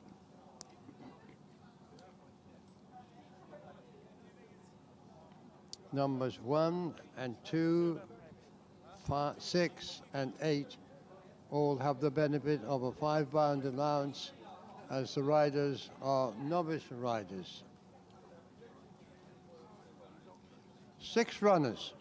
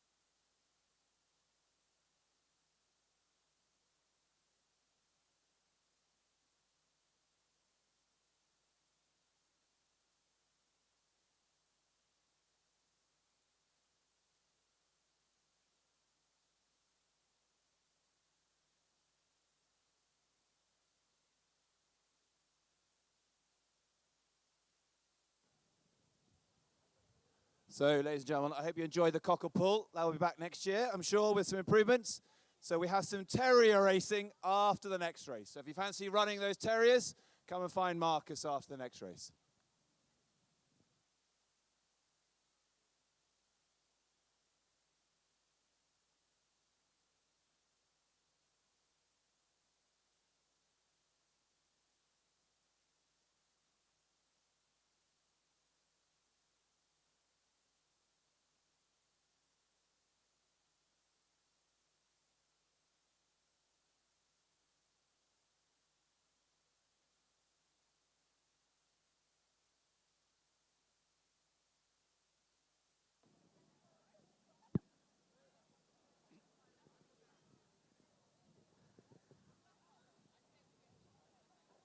It's a call for our race sponsor, Charlie Scott Plummer. Please could you come to the winner's enclosure?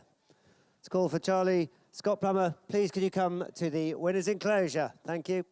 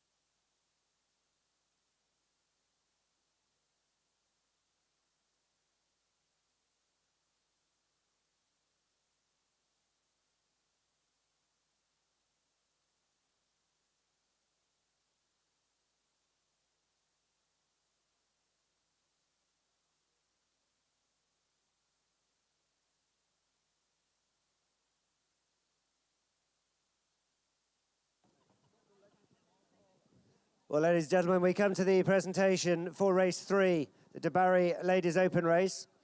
I'd like to welcome Charlie Scott Plummer to the winner's podium to make the presentation to the connections of our impressive winner, Innisfree Lad.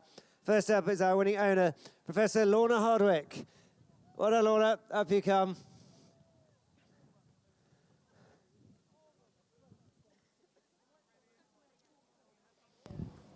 The result is now official. Wade in, wade in.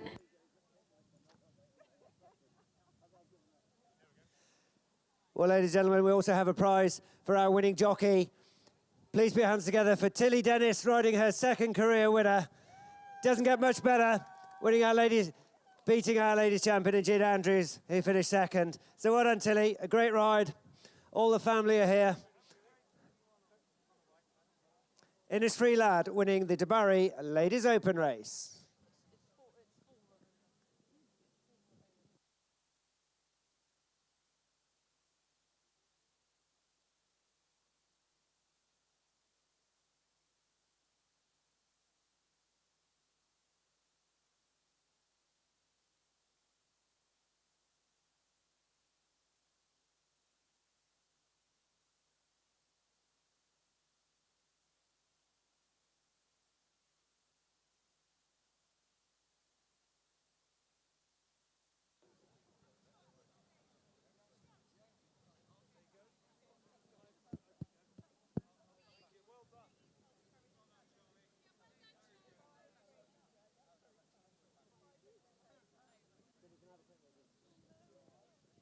Well, ladies and gentlemen, I'm now joined by our winning rider, Tilly Dennis. Tilly, your second career winner. What a horse this is for you, and what a horse to learn from. Yeah, definitely. He's been in training with Dad for pretty much forever, and he's like part of the family. And you know, for him to make all then, it's so special. I did notice that you were struggling to carry your saddle back in afterwards. Just how much, I shouldn't be embarrassing you really, but just how much dead weight did the horse carry? I want to say it's about 2 stone. 2 stone, took a bit of carrying back. But some, Dad will argue it's better strapped to the horse still, and it doesn't move around the lead, you see. Just put you on top. Yeah, definitely. Well, very proud father, trainer, owner. Well done. I don't think you've got a bigger crowd at the point. I think there's a lot more people here than there was when you rode your first race. How's the track riding out there? Yeah, definitely. He loved the ground. It's his cup of tea, really, and the fences are lovely, and he's just having a great time in front, really. I didn't see, did he make any kind of jumping error going around there? No, he just took a few strides out. That was about it. Well, only because you've got a brave jockey on top. Ladies and gentlemen, our winning rider, Tilly Dennis.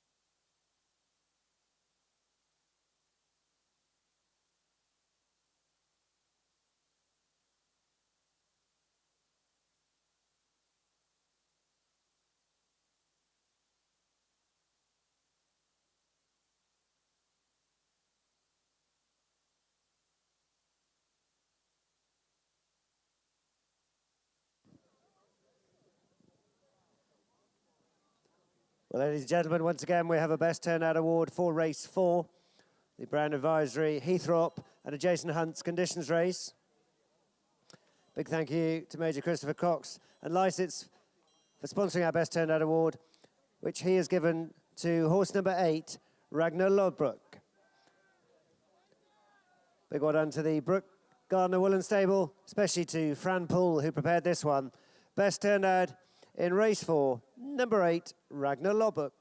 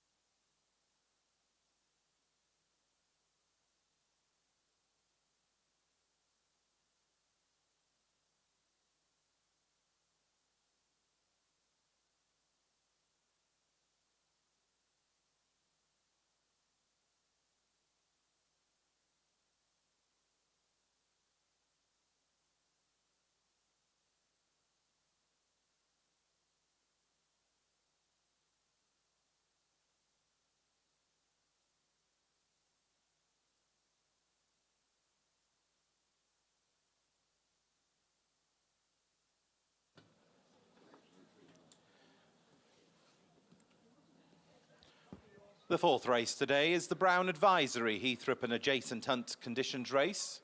A new look to this race, over about 3 miles, and the first one out is Mumbo Jumbo, the favourite, in beige with a dark blue triple diamond. Dark sleeves, red cap, Mumbo Jumbo ridden by Gina Andrews, followed down by number 1, Au Fleuron. Amy Jones in light blue with white stars. Chevrons on the sleeves and stars on the cap, Au Fleuron. Benefactor is number 2. In navy with a red chevron, armlets and cap, Lucy Tilley is the rider. In purple with a red sash, black sleeves and cap is 8, Ragnar Lodbrok. The best turned out for Brook Gardner Woolen. Hoops of brown and white with white sleeves and cap is Killer Clown, number 6, ridden by Daisy White.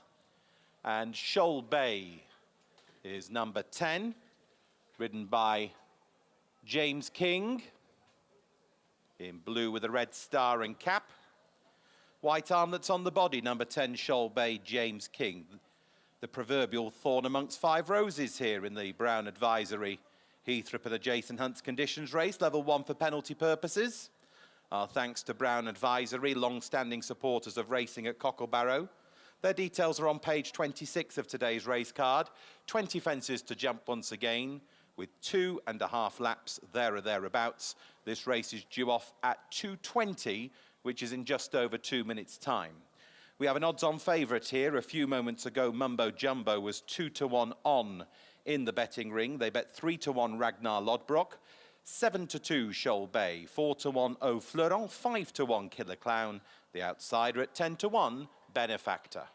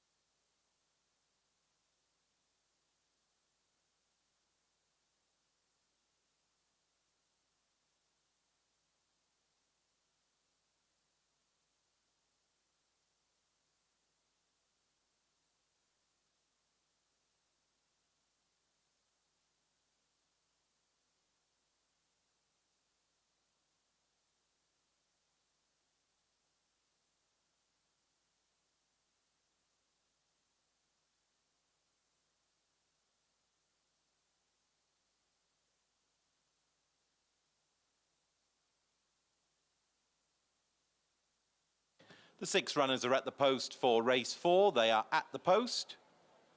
Just over 1 minute to post time.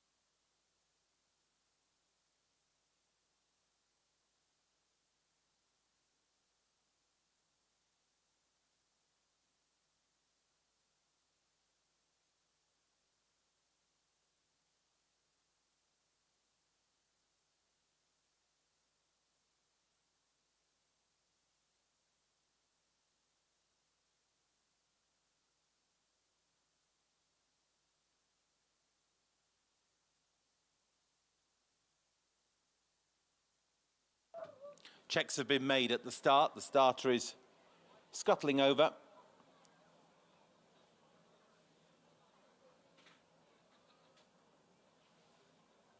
Last bets for race 4.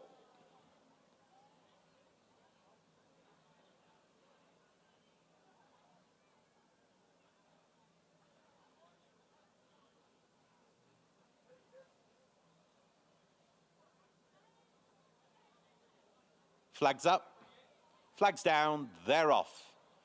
Over about 3 miles in the Brown Advisory Heythrop and adjacent hunts conditions race. Going towards a first of 20. Shoal Bay, Mumbo Jumbo, Ragnar Lodbrok are the front trio as they prepare to turn into the home straight the first time. Tightly grouped field of 6 within the second wave. Killer Clown in a white jacket, Ragnar Lodbrok more towards the left, pale blue of Au Fleuron towards the right as they go over the second fence and swiftly onto the third. This Maxwell Douglas fence, and approaching it on the right, Shoal Bay. In the noseband, James King, one of 2 Heythrop runners in the field. The other is Au Fleuron. As they approach the fence in front of the mound, Shoal Bay to Mumbo Jumbo and Au Fleuron in a share of third with Benefactor as they come past the winning post with 2 laps to go. The purple jacket of the best turned out Ragnar Lodbrok swooping around the outside of the field. Serial winner around the likes of Dingley and Horseheath. And Killer Clown in the hoops at the rear end of the field as they pop over the fence going out into the country. The Cotswold Farming Hamish Campbell fence, and now 3 down the far side. Shoal Bay then, just showing the way here to Mumbo Jumbo, who's had 5 wins and a second in 6 starts between the flags so far. Ragnar Lodbrok just moving into second place to Benefactor as they pop over number 4. Killer Clown in close attendance in 5th. Has been racing predominantly in the north and plundering a few prizes in the Midlands along the way. Au Fleuron at the back of the pack. Over the next, and soon to approach the open ditch for the first time. The open ditch is 8 and 16 in this contest. And Shoal Bay, the oldest horse in the field at 13, leading here by a couple. Mumbo Jumbo and Ragnar Lodbrok second and third, a length and a half to Killer Clown, who landed in 4th. After those is Benefactor.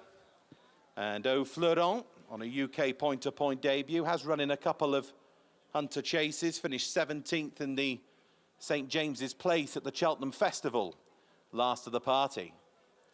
On they go towards the 9th, and Shoal Bay leads by a couple here to Mumbo Jumbo. Showing in second, Gina Andrews looking for 3 wins on the card. Ragnar Lodbrok close up in third, and then Killer Clown choke out in 4th. 3 or 4 lengths to Au Fleuron, who races at the rear end of the field alongside Benefactor. Take that bend pretty cleanly and come towards the trio of obstacles in the home straight. Fences 10 through 12, so soon to reach halfway in terms of jumping. And over it this time, Mumbo Jumbo in the centre. On the right, Shoal Bay. On the left, Ragnar Lodbrok. Over the middle in the straight. Shoal Bay landed in the lead to Mumbo Jumbo. Big white breast girth to the right is Killer Clown as they approach the obstacle, which will be the last in a circuit's time. Shoal Bay and Mumbo Jumbo, 2 in 3rd place, Killer Clown. Ragnar Lodbrok over in 4th that time. Couple of lengths to Benefactor and Au Fleuron, all still standing as they take the left-hand swing at the end of the home straight. And Shoal Bay, who was 4th in the Lord Ashton last year, 4 wins between the flags. A last win at Mollington in May 2024, sets out on this final circuit. Takes that one in front to Mumbo Jumbo, who is galloping along in 2nd place. Handy, a winner at Ampton in East Anglia on return, Mumbo Jumbo. Killer Clown turns in 3rd to Ragnar Lodbrok. Few lengths to Benefactor alongside Au Fleuron at the first down the back. Mumbo Jumbo, I guess he jumped that time. There was a mistake at the back of the field by Benefactor as Shoal Bay continues to pour it on. Another plain fence before the next ditch.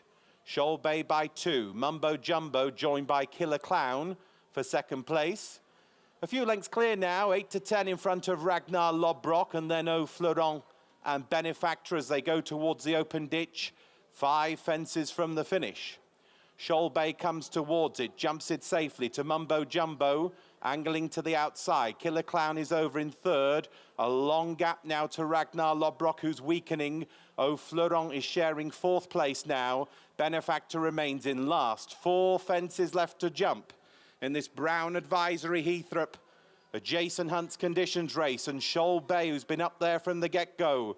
So too, Mumbo Jumbo in lane 2 as they approach the 4th last. Mumbo Jumbo draws alongside Shoal Bay into the wings of this. Not much between the pair that time, with Killer Clown and Daisy White still stalking in 3rd as they take the turn into the home straight. Mumbo Jumbo travelling sweetly, but so too Killer Clown as they turn towards the 3rd last. Pushed along now is Shoal Bay, clear of Au Fleuron and Ragnar Lodbrok, and then Benefactor approaching the 3rd last. Killer Clown on the left, on the right Mumbo Jumbo, the latter in front over the 3rd last and comes towards 2 out. 2 lengths in front to Killer Clown, then Shoal Bay at the 2nd last. Mumbo Jumbo over in front and increasing the advantage to Killer Clown. A blunder in 3rd by Shoal Bay, then Au Fleuron as they come towards the last. Mumbo Jumbo and Gina Andrews come towards the last. They're over cleanly to Killer Clown in 2nd place, Shoal Bay in 3rd, but Mumbo Jumbo's going to make it 6 from 7 between the flags, and Gina Andrews is at the treble. 2 in 2nd place, Killer Clown, then Shoal Bay, Au Fleuron, Ragnar Lodbrok and Benefactor toughing it out for 5th.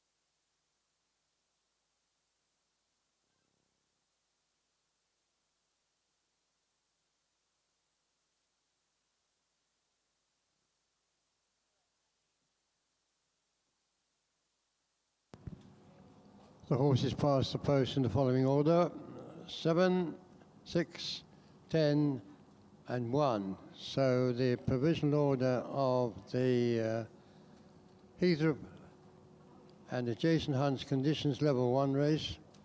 First, number 7, Mumbo Jumbo. Second, number 6, Killer Clown. Third, number 10, Shoal Bay. And fourth, number 1, Au Fleuron. The distances were 8 lengths and 10 lengths, 8 lengths and 10 lengths, and they ran in a time of 6 minutes, 19 seconds.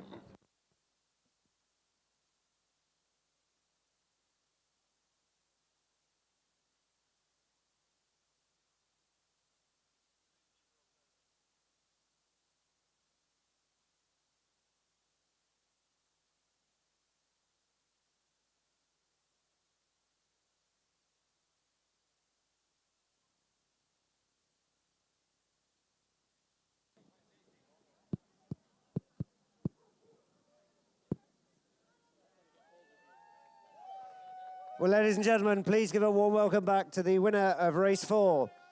The Brian Advisory, Heythrop and adjacent Hunts conditions race goes to Mumbo Jumbo. Big well done to our winning owners, the Odd Socks Partnership. And ladies and gentlemen, it's a treble on the card here this afternoon at Cocklebarrow for our winning trainer and jockey, Gina Andrews.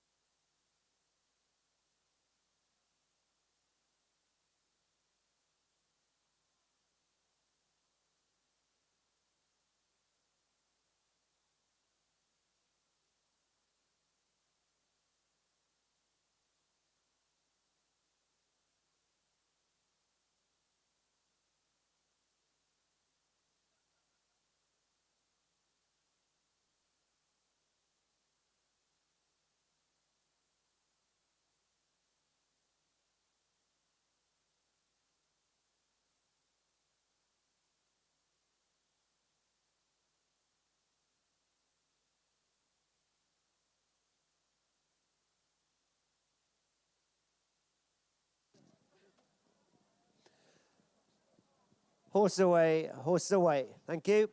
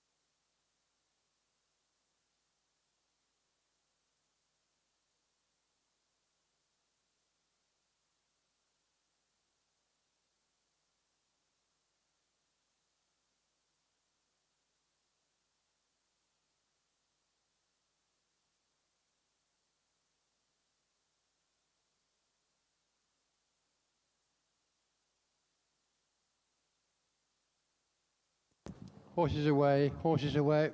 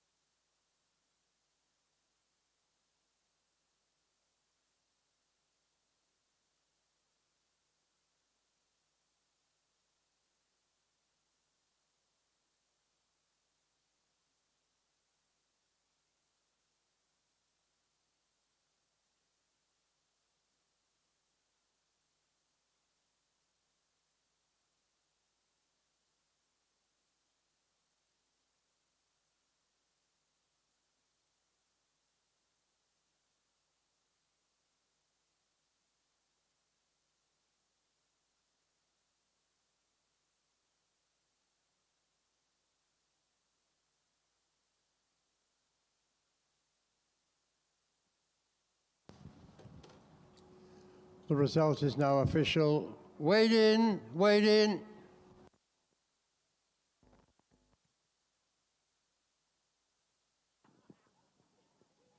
Well, ladies and gentlemen, we come to the presentation for race 4, the Brown Advisory Heythrop and Adjacent Hunts Conditions Race. I'd like to welcome Q Chambers to the winners' podium on behalf of our sponsors, Brown Advisory, to make the presentations. First up, we're going to make the presentation of the trophy for the first Heythrop horse home, and that goes to our third place horse, Shoal Bay. So very well done to Mrs. Marshall. Please come forward, well done. I gather this trophy is returning to your mantelpiece.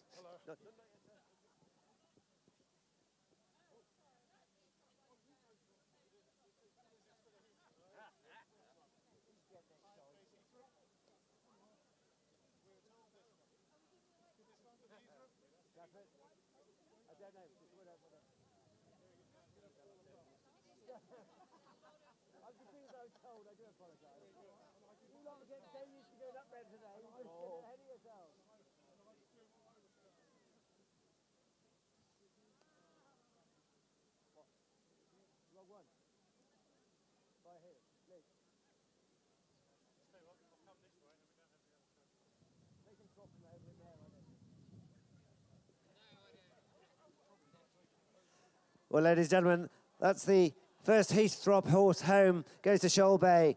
Now, please put your hands together for our winners' connections of Mumbo Jumbo. It's a well done to the Odd Stocks Partnership. Well done, everybody. Now it's your turn, once again.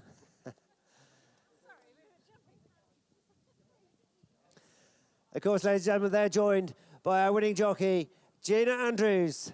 Not only has she trained 3 winners this afternoon, she has also ridden the treble. So well done, Gina.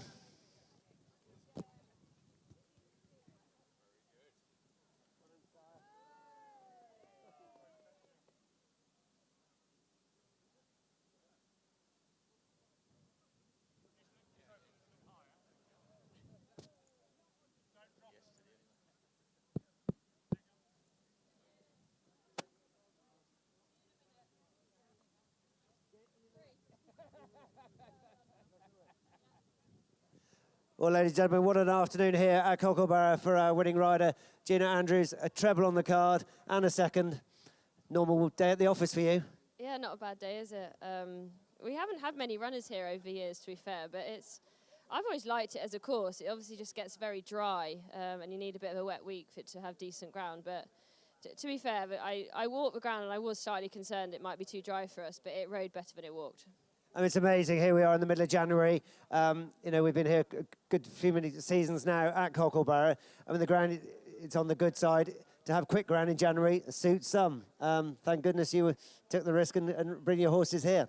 Yeah, definitely. I think, like you said, your options are slightly limited as well, to be honest. Like next weekend, we head to Garthorpe normally, and that's already off because it's too wet. And in Ashcombe Bryan, we want to go there too, but they're also waterlogged. So it's amazing how different, you know, the tracks are up and down the country. Chipley Park was off today because it was too wet, and here we are racing here on good ground. Well, it is good. You've got a decent team here. And to support a meeting like this, I don't think I've seen a bigger crowd at a point-to-point for a while. Oh no, it's excellently run, like a really, really good fun point-to-point. Always get a huge crowd and plenty of runners. Well, ladies and gentlemen, our winning rider, Gina Andrews.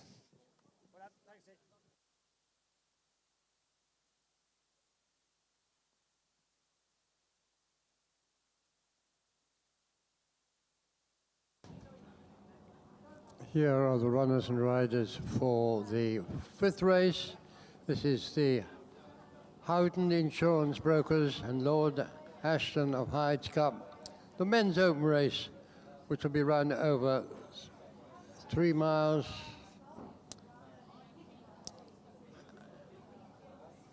and half a furlong.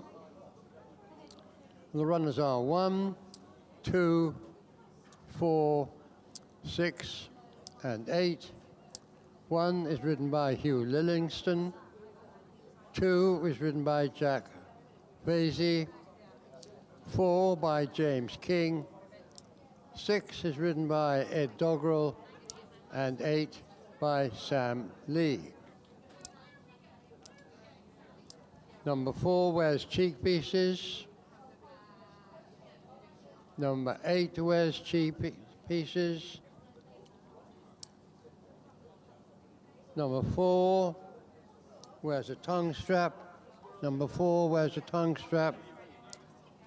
And there's a colour change. Number 6 carries black with light blue diamonds and a light blue cap. Number 6 wears black with light blue diamonds and a light blue cap. 5 runners.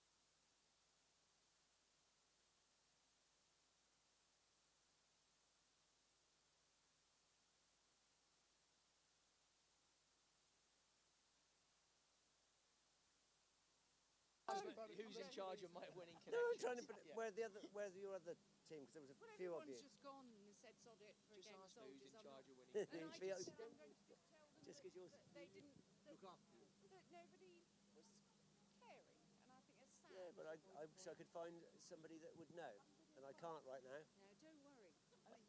No I problem. don't hold you responsible. I know that. But Don't if worry. you could just feed it back. Of course I will. It's a shame No problem. because everybody else works very hard at points to look after the owners, don't they? They do indeed. Normally. No problem. You Noted. understand, Jim, don't you? I do. And that, I'm going now. Don't tell my husband I said that. Oh, cool. I thought I handled that rather well, especially for your. Thanks for your help. Yeah, Tracy. very diplomatic you were. Thank you. I hope this thing's lame now. I'm going to send it to Crossy.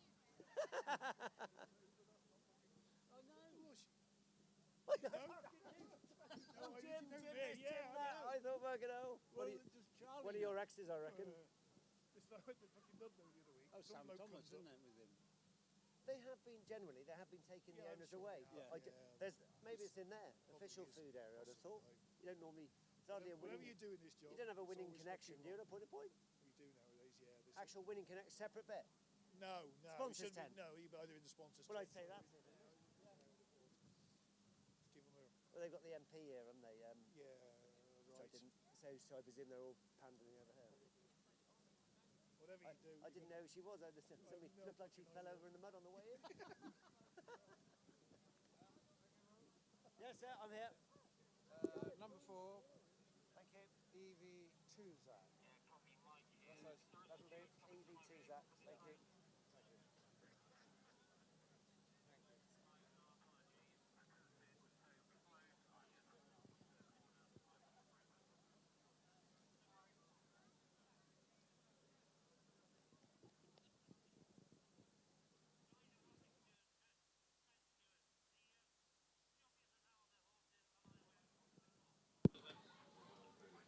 Well, ladies and gentlemen, once again, we have a Best Turned Out Award for Race 5.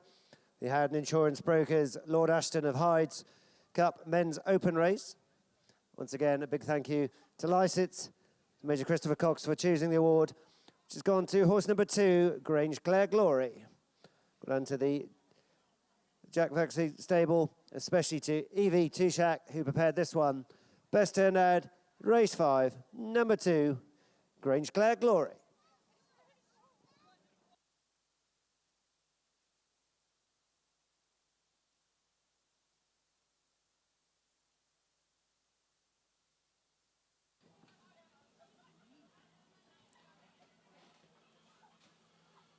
Ladies, gentlemen, folks, there are 4 races in the calendar which are point-to-point classic races. This is the first of them this season.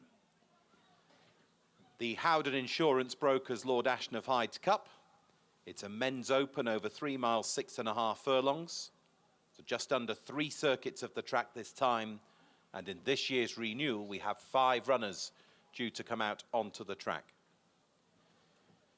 A few moments ago, the favourite was Lavarante at around 7-4 on in the betting ring.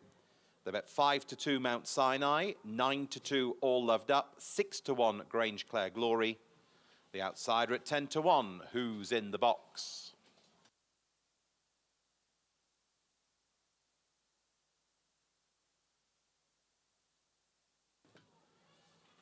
Thanks to Howden for supporting this race again. They are headline sponsors at the fixture for the first time this year. £1,000 to the winner of this. And a short distance to the 3 mile, 6 furlong start, which is just beyond the winning post. Number 8 is Who's in the Box in orange with yellow epaulets and sleeves and an orange cap for Sam Lee. 2 is Grange Clare Glory in green with white epaulets, half sleeves, Jack Vasey. Pink and black hoop, quartered cap for 1, All Loved Up, Hugh Lillingston.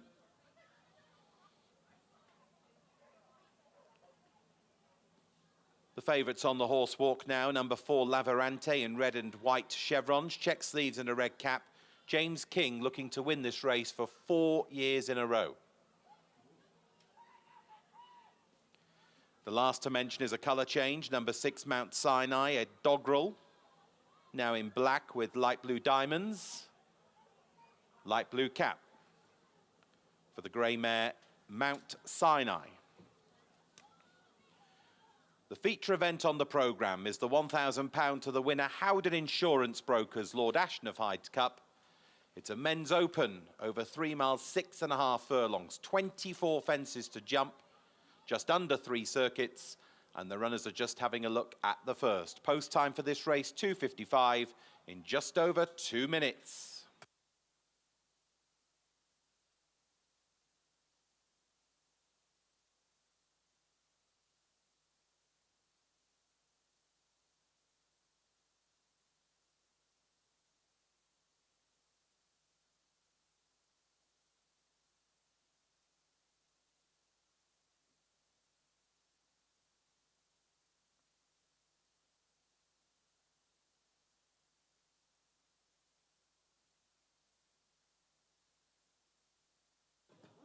They're at the post for race 5.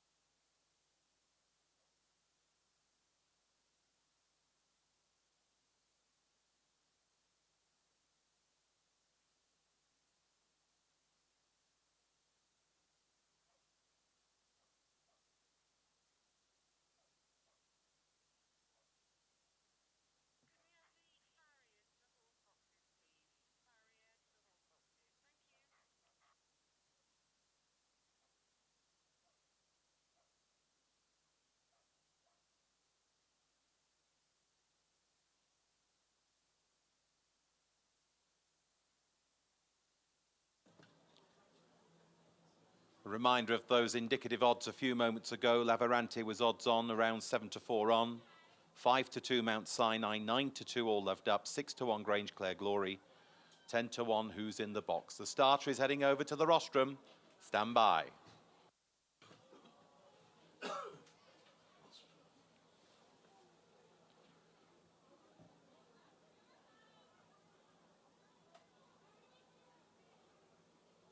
Starter asks the runners to take another turn. Short run to the first here. The Cotswold farming fence. Flags up.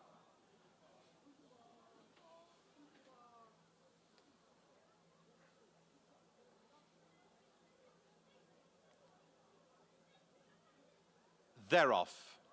The first classic race of the season, the Howden Insurance Brokers Lord Ashton of Hyde Cup men's open race. 3 circuits of the course, this the first of 24, and Lavarante is over in front. The favourite putting the pace to the race here under James King. 2 in second place, Mount Sinai, the colour change, black with the light blue diamonds. Racing alongside Who's in the Box, a couple of lengths to the green jacket of Grange Clare Glory. And All Loved Up is close up in 5th position as they go along the back straight for the first time. So over the second, and on towards the Stowe AG third fence, it's Lavarante. Going towards this, won 7 points in a row and also has a walkover to his name. Who's in the Box close up in second place, Mount Sinai crossing it in third, 2 lengths to Grange Clare Glory and All Loved Up. The open ditches in this race are 4, 12 and 20 of the 24 in the contest. And Lavarante over in front. James King winning this race the past 3 years for the Wiley-Comley combo. This year riding for Luke Price. A winning run stretching back to March 2024 for Lavarante. And putting his own pace to the race here, the 10-year-old, to Mount Sinai, alongside Who's in the Box, and then Grange Clare Glory and All Loved Up. So going towards the cross fence for the first time. All 5 are over sweetly, and now left-hand turn towards the Perdix Partnership fence, number 6. Lavarante turning first to Mount Sinai, 1 from 2 in points so far, winning at 14-1 around Dunsmore earlier in the season before falling at the second last recently. Popping over the first in the home straight. In third place in an orange cap is Who's in the Box. Still looking for a first win between the flags, making a seasonal debut today. Over the middle fence in the home straight. Green cap of Grangeclair Glory close up, so too the pink of All Loved Up, and they come towards fence number 8. Still just over 2 circuits to go in this long distance affair. Second longest of the 4 classics after the Grimthorpe Gold Cup at Sheriff Hutton. So into the next turn, it is Lavarante, who won at Charing on reappearance. Making this corner to Mount Sinai, Ed Dogrel, alongside Sam Lee and Who's in the Box, second and third, as they pop over the 9th. After those is Grangeclair Glory, who's 2 from 6 in points. 2 wins last spring in the southwest around Vorterhill and Upcut Cross. Steady stuff as they go towards number 10. Moving into 4th place around the outside, Hugh Lillingston and All Loved Up. So Lavarante continuing to dictate matters here, 2 lengths in front to Who's in the Box. As they go towards the middle fence down the back straight in the noseband, Mount Sinai. And then All Loved Up alongside Grangeclair Glory. Only 5 or 6 lengths cover the field as they move towards the open ditch for the second time. It's number 12. Soon to reach halfway, both in terms of distance and jumping. And it's Lavarante coming towards this with a 2-length advantage, spring-heeled over the ditch. Who's in the Box in second place alongside Mount Sinai. And then Grangeclair Glory and All Loved Up. As they take the left-hand swing to the cross fence, All Loved Up, who's finished in the first 3 in 8 of 9 point-to-points. 3 wins between the flags, Hugh Lillingston. A winner at Ampton on return as they go towards the fence on the side. Number 13 of the 24 in the Howden Insurance Brokers Lord Ashton of Hyde's Cup. Lavarante continues to lead by 2 lengths as they take the turn into the home straight. Another 3 playing fences awaiting them on this circuit. Mount Sinai continues to race on the left of Who's in the Box. And the back duo sees Grangeclair Glory just in front of the 11-year-old mare, All Loved Up. 3 playing fences which will bring them towards the mound.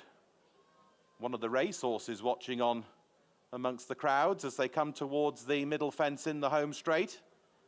And it's Lavarante to Who's in the Box and Mount Sinai as they come towards the obstacle in front of the mound with just over 1 circuit to go. Lavarante has made Orphan Flag fall and pops this a length in front to Who's in the Box and Grangeclair Glory. Mount Sinai in the pale blue cap, the pink of All Loved Up. 1 lap left to go. As they take the swing at the end of the home straight, they've got 8 fences left to jump. And Lavarante takes the corner, 2 lengths in front. James King with 8 wins around this track at the last 4 fixtures. Pops over that, 1.5 lengths in front to Who's in the Box, who was 3rd in a 4-miler around Kingston Blunt. That was the highlight of his campaign last season over the extreme distance. And now a move by All Loved Up, who has gone into second place, approaching the first down the far side. Lavarante over by 1.5 lengths, 2 in second place, All Loved Up. Who's in the Box is in 3rd. Mount Sinai has dropped back. Share of 4th now alongside Grangeclair Glory as they go towards the middle fence down the back straight. 6 out. Lavarante 2 in second place, All Loved Up as they go towards the open ditch for the final time. Close up, Grangeclair Glory makes a move 3 wide in the green jacket as they go towards the open ditch at the end of the back straight. Lavarante over in front, 2 All Loved Up. Close up, Grangeclair Glory. Mount Sinai has picked off Who's in the Box, who's been relegated to last position on the swing at the end of the far side. 1 behind the other, 4 to jump. Lavarante being pushed along now, trying to find a bit more.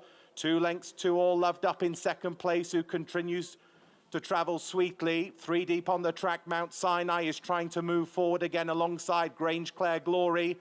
And then who's in the box as they approach the fourth last? Lavarante over in front to All Loved Up in second position, now being challenged and overtaken by Grange Clare Glory. Jack Vasey in the argument here as they take the turn for home with 3 fences left to jump in the Lord Ashton of Hyde's Cup.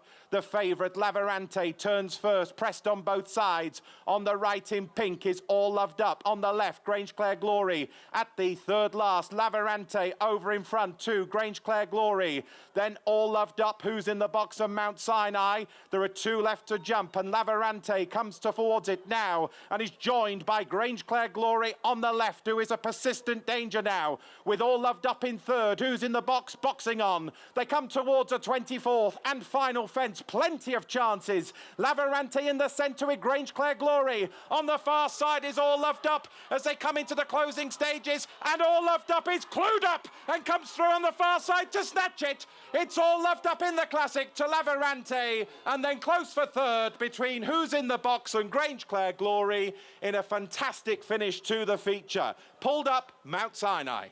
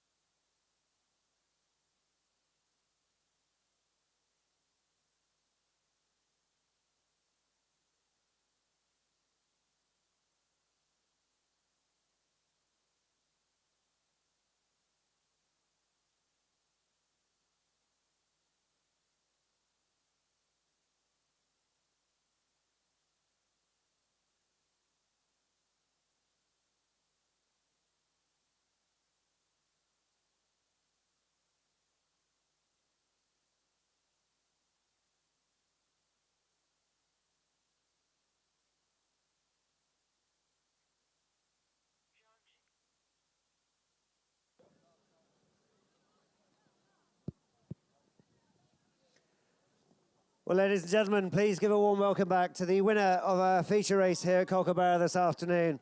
The Howden Insurance Brokers Lord Ashton of Hyde's Cup Men's Open goes to All Loved Up and Hugh Livingston. Well done, Hugh. Big well done to our winning owners, the Livingston family, and to winning trainer, Harry Brown.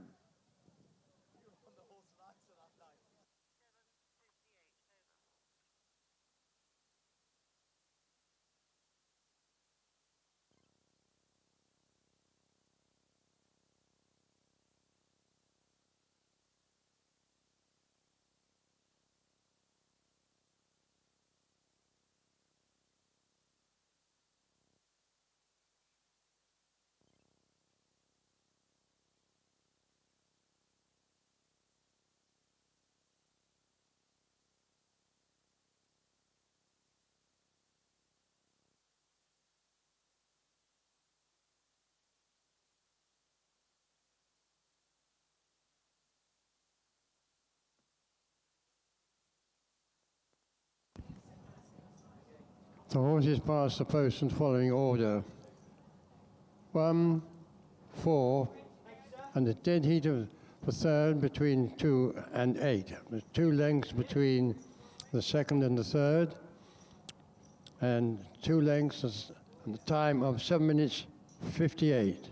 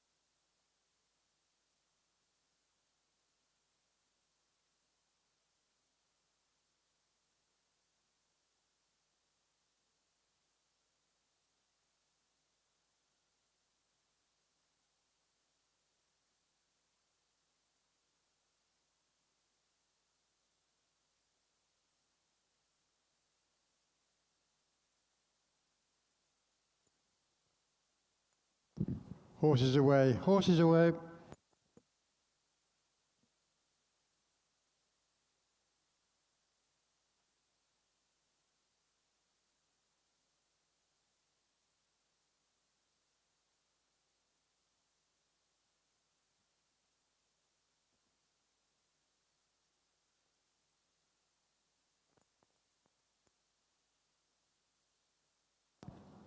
Here are the runners and riders for race 6, the final race, the race card today. The runners are 1 down to 5, then 7, 8, 9, 10, 11, 12, 13, and 14. Number 1 is ridden by Hugh Lillingston. 2 by Lucas Murphy, 3 by Harvey Barfoot Saunt, 4 by Katiana Naylor, 5 is ridden by Delphi Parkinson, 7 by Jemima Taylor, 8 is ridden by Samuel Scott, 9 by Ella Stone, 10 is ridden by Katie Featherston, 11 is ridden by Madeline Plum, 12 is ridden by James Earnshaw, 13 is ridden by Gareth Price, and 14 is ridden by Brooke Gardner Woolen.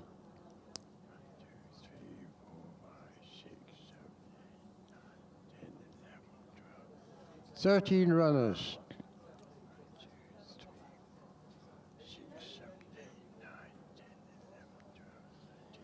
You're not wrong. The distance in the previous race, Mark.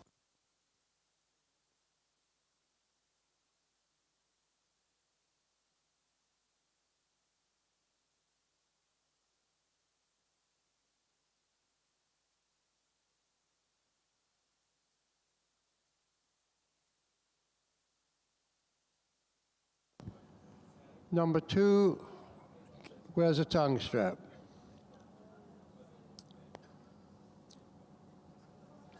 Cheek pieces are worn by 5, 8, 9. And cheek pieces are worn by 11, 12, and 14.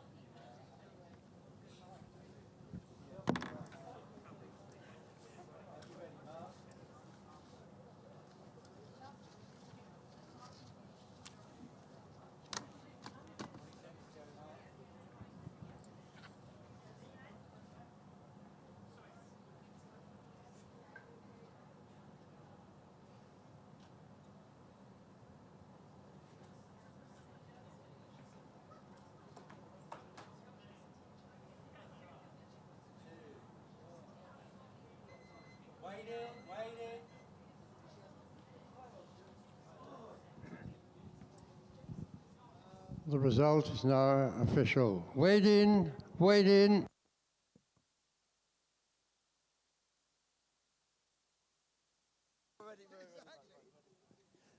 Well, ladies and gentlemen, we come to the presentation for race 5, the feature race on the card this afternoon here at Cocklebarrow. It's the Howden Insurance Brokers Lord Ashton of Hyde's Cup Men's Open. I'd like to welcome David Howden, who's joined with his daughter Jemima, to the winner's podium, representing Howdens to make the presentation to the connections of our winner. All loved up. It's a very well done to the Livingston family, the members that are here. Up you come. Well done.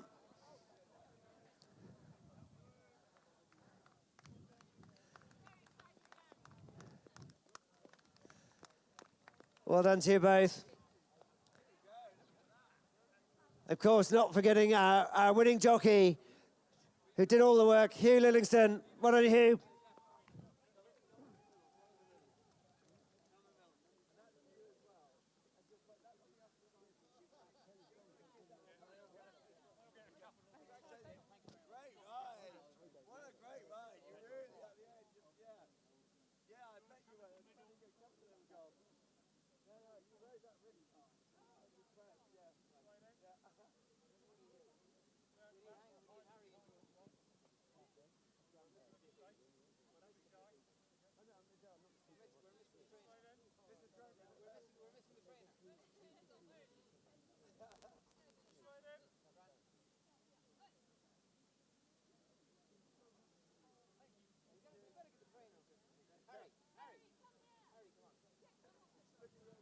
Well, they're just calling for our winning trainer, Harry Brown. So get up there, young man. Get your prize as well. Well done. All loved up, winning the Howden Insurance Brokers, Lord Ashtons of Hyde Cup.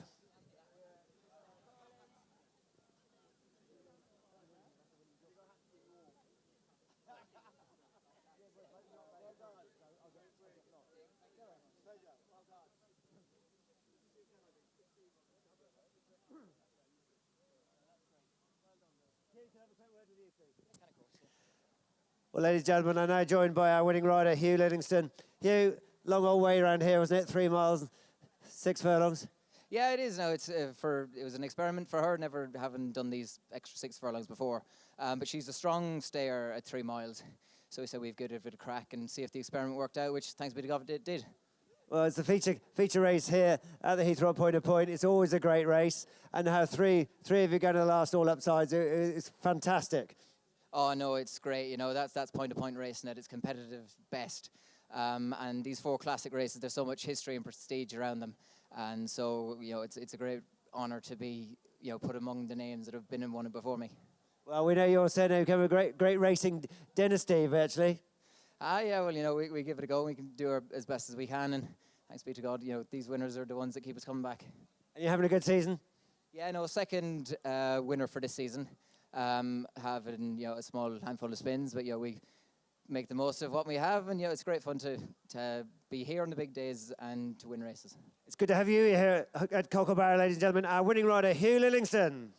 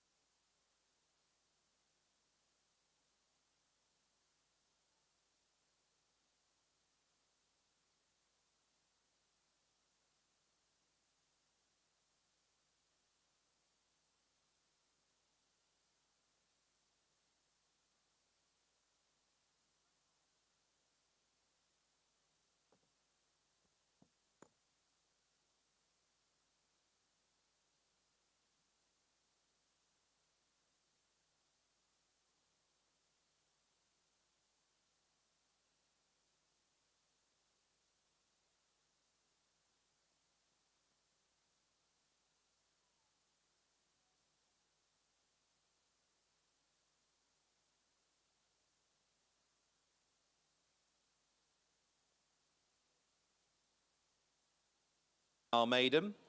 14 is What's Occurring. As Mark said, just the best turned out there. Purple with the red sash, black sleeves for Brooke Gardner Woolen. Then number 2, Bash Rock in green with the yellow sash, star on the cap. Winner of a big field race at Chaddesley Corbett recently. And favourite in the betting ring. Number 8 is Guy. Navy with emerald seams, and that's Samuel Scott. Going down ahead of 5, Farrant's Way in blue with a red triple diamond. Yellow sleeves and cap for Delphi Parkinson. Blue and white diamonds for number 9, Had Me at a Low. Had Me at a Low number 9, and that is Ella Stone. Behind this one is number 4, Febreze, in blue with white crossbelt, starred sleeves and cap, and that's Katiana Naylor. In grey with purple chevrons, green sleeves, white cap, number 13 is Samtara and Gareth Price. Number 12 is Premier de Troyes in the dark blue and white chevrons, dark blue cap for James Earnshaw. And then the Horner colours of number 7, Forever William, in navy with white braces, seams, sleeves, and a red cap. That's Jemima Taylor aboard number 7, Forever William. 13 runners over about 3 miles. This is the 6th and final race of the day. The Ptarmigan Capital PPRA Club Members Conditions Race for novice riders, starting in the far left-hand corner of the course. About 2.5 laps, 20 fences to jump. Forever William getting a bit of assistance from the outriders on the way to post. Well, Bash Rock won a 17-runner race last time and beat a few of these that day. 5-4 on a few moments ago in the betting ring. 9-4 second favourite was Guy. They bet 9-2 Imperial Esprit, 6-1 Dragon Rock, 7-1 Forever William. 10-1 Aching Breaking Heart, Febreze, Farrant's Way, Premier de Troyes. 12-1 Samtara, 16-1 Had Me at a Low, and 20-1 Laurel Girl and What's Occurring. But Bash Rock is the favourite for the finale. 13 of them go. The post time is at 3:30, and that's in just under 1 minute. Well, on behalf of all the team here at Cocklebarrow and the Heythrop, thank you very much for your attendance today. I hope you've enjoyed it. It's been a pleasant change to have some positively clement weather by Cocklebarrow standards, but I hope you'll stick around and celebrate into dusk in the tent. And if you're not, I wish you all a safe journey home and hope to see you point-to-pointing soon. It was announced at lunchtime today that racing at Garthorpe has been cancelled next weekend. So as far as next weekend is concerned, there's racing at Charing in the southeast on Saturday, at Askham Bryan College near York, also on Saturday, and the only Sunday fixture now is the South Dorset at Milbourne St Andrew. So 3 fixtures over next weekend. Field arriving at the start for the finale. And we are approaching post time.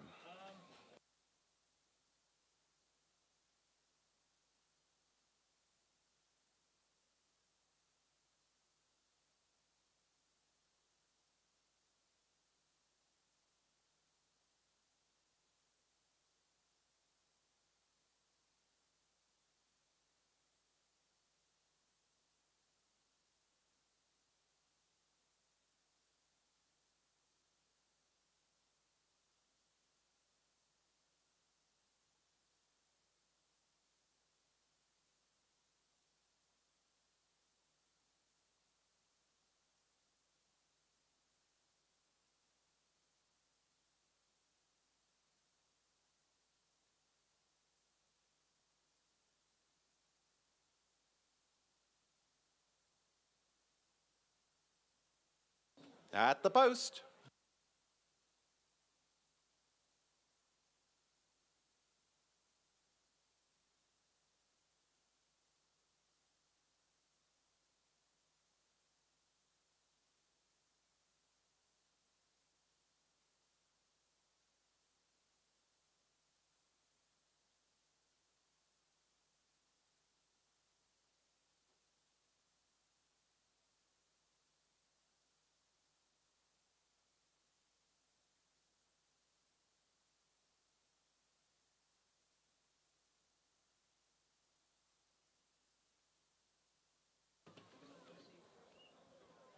And they're off.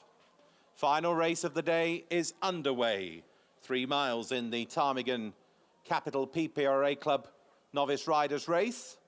Over the first of 20, Premier de Troyes was one of the first ones over it, jumping cleanly as they prepare to turn left for the first time. Also in the front group, Forever William and Laurel Girl, with what's occurring in wave 2, Bass Rock, green and yellow also handy, as they move along the home straight for the first of 3 occasions in the nightcap.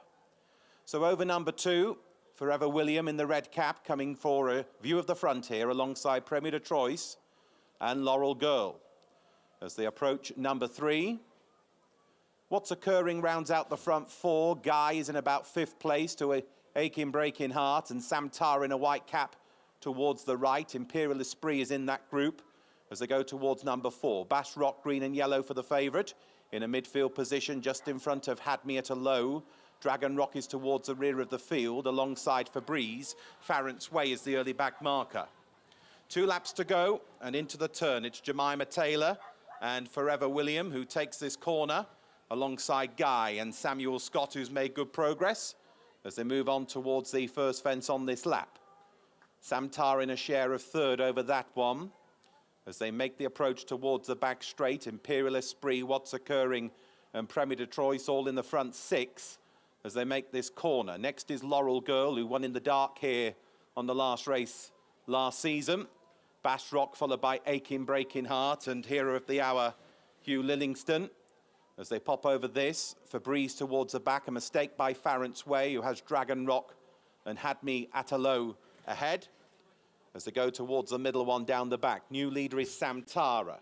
Gareth Price popping over this. And now a well-structured out field as they go towards the open ditch at the end of the back straight.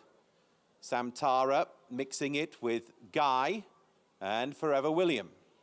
They are the front 3 to What's Occurring and Imperial Esprit out to the right there. Sam Tara violently out to the right, almost on the hair rail as they take the left-hand swing towards the cross fence, but manages to regain the lead. Sam Tara alongside Guy. Well, he's dropping back now and spat the dummy out going towards the cross fence.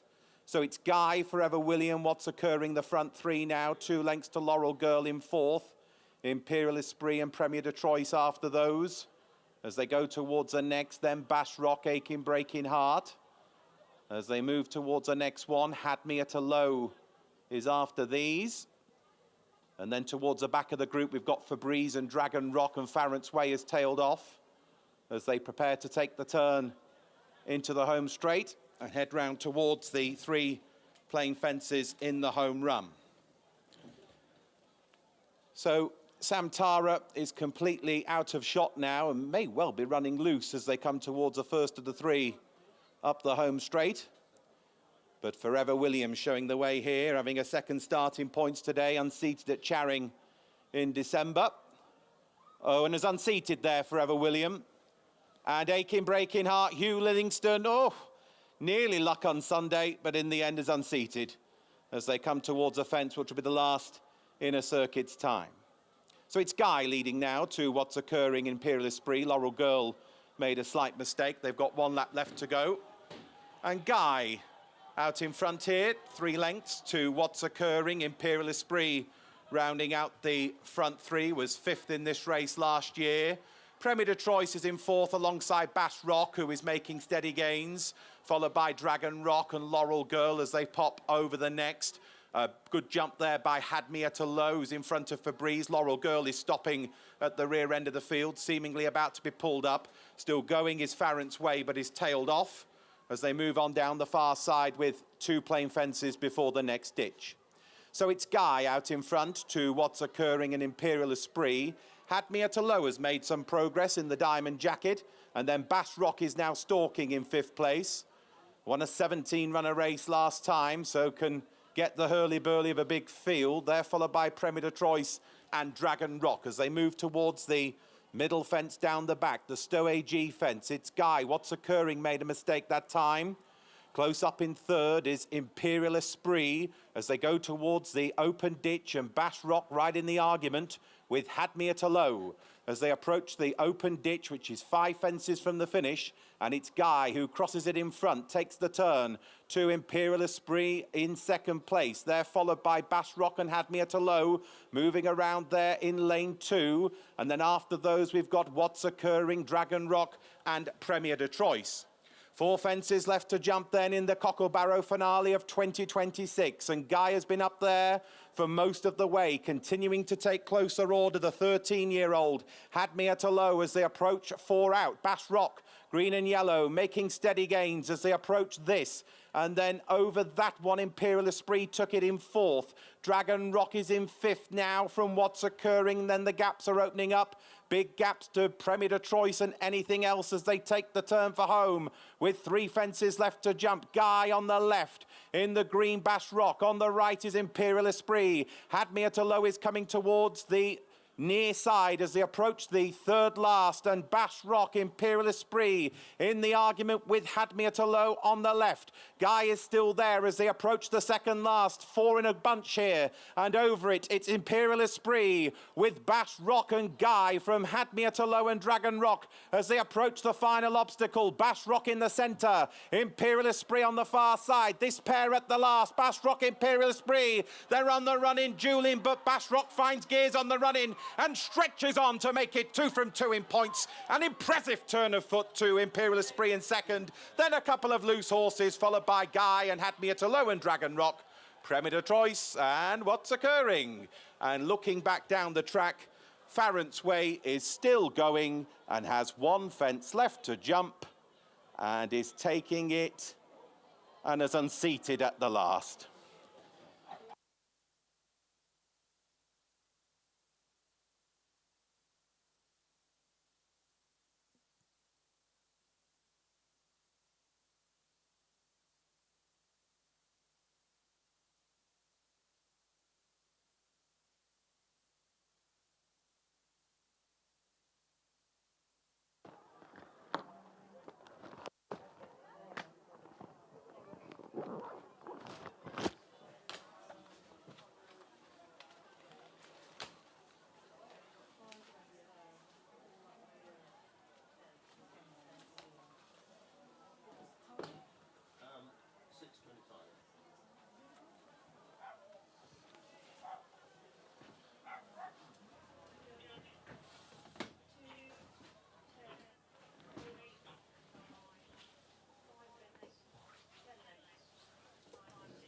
Good to work with you, is that? I can see you're heading. See you again. See you in May.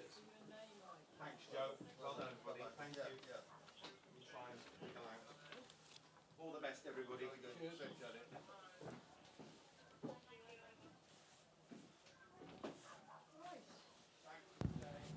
The horses pass the post as following order: 2, 10, 8, 7, 8 lengths, 10 lengths, 6, 25.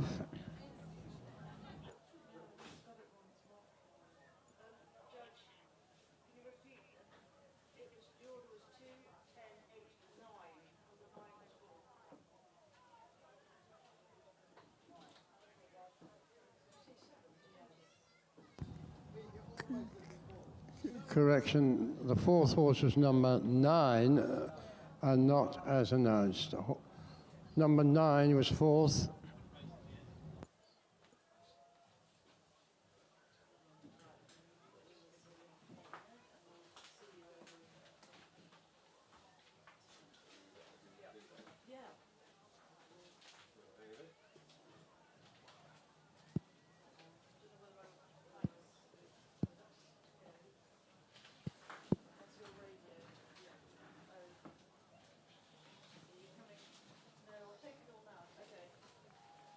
Well, ladies and gentlemen, please give a warm welcome back to the winner of race 6.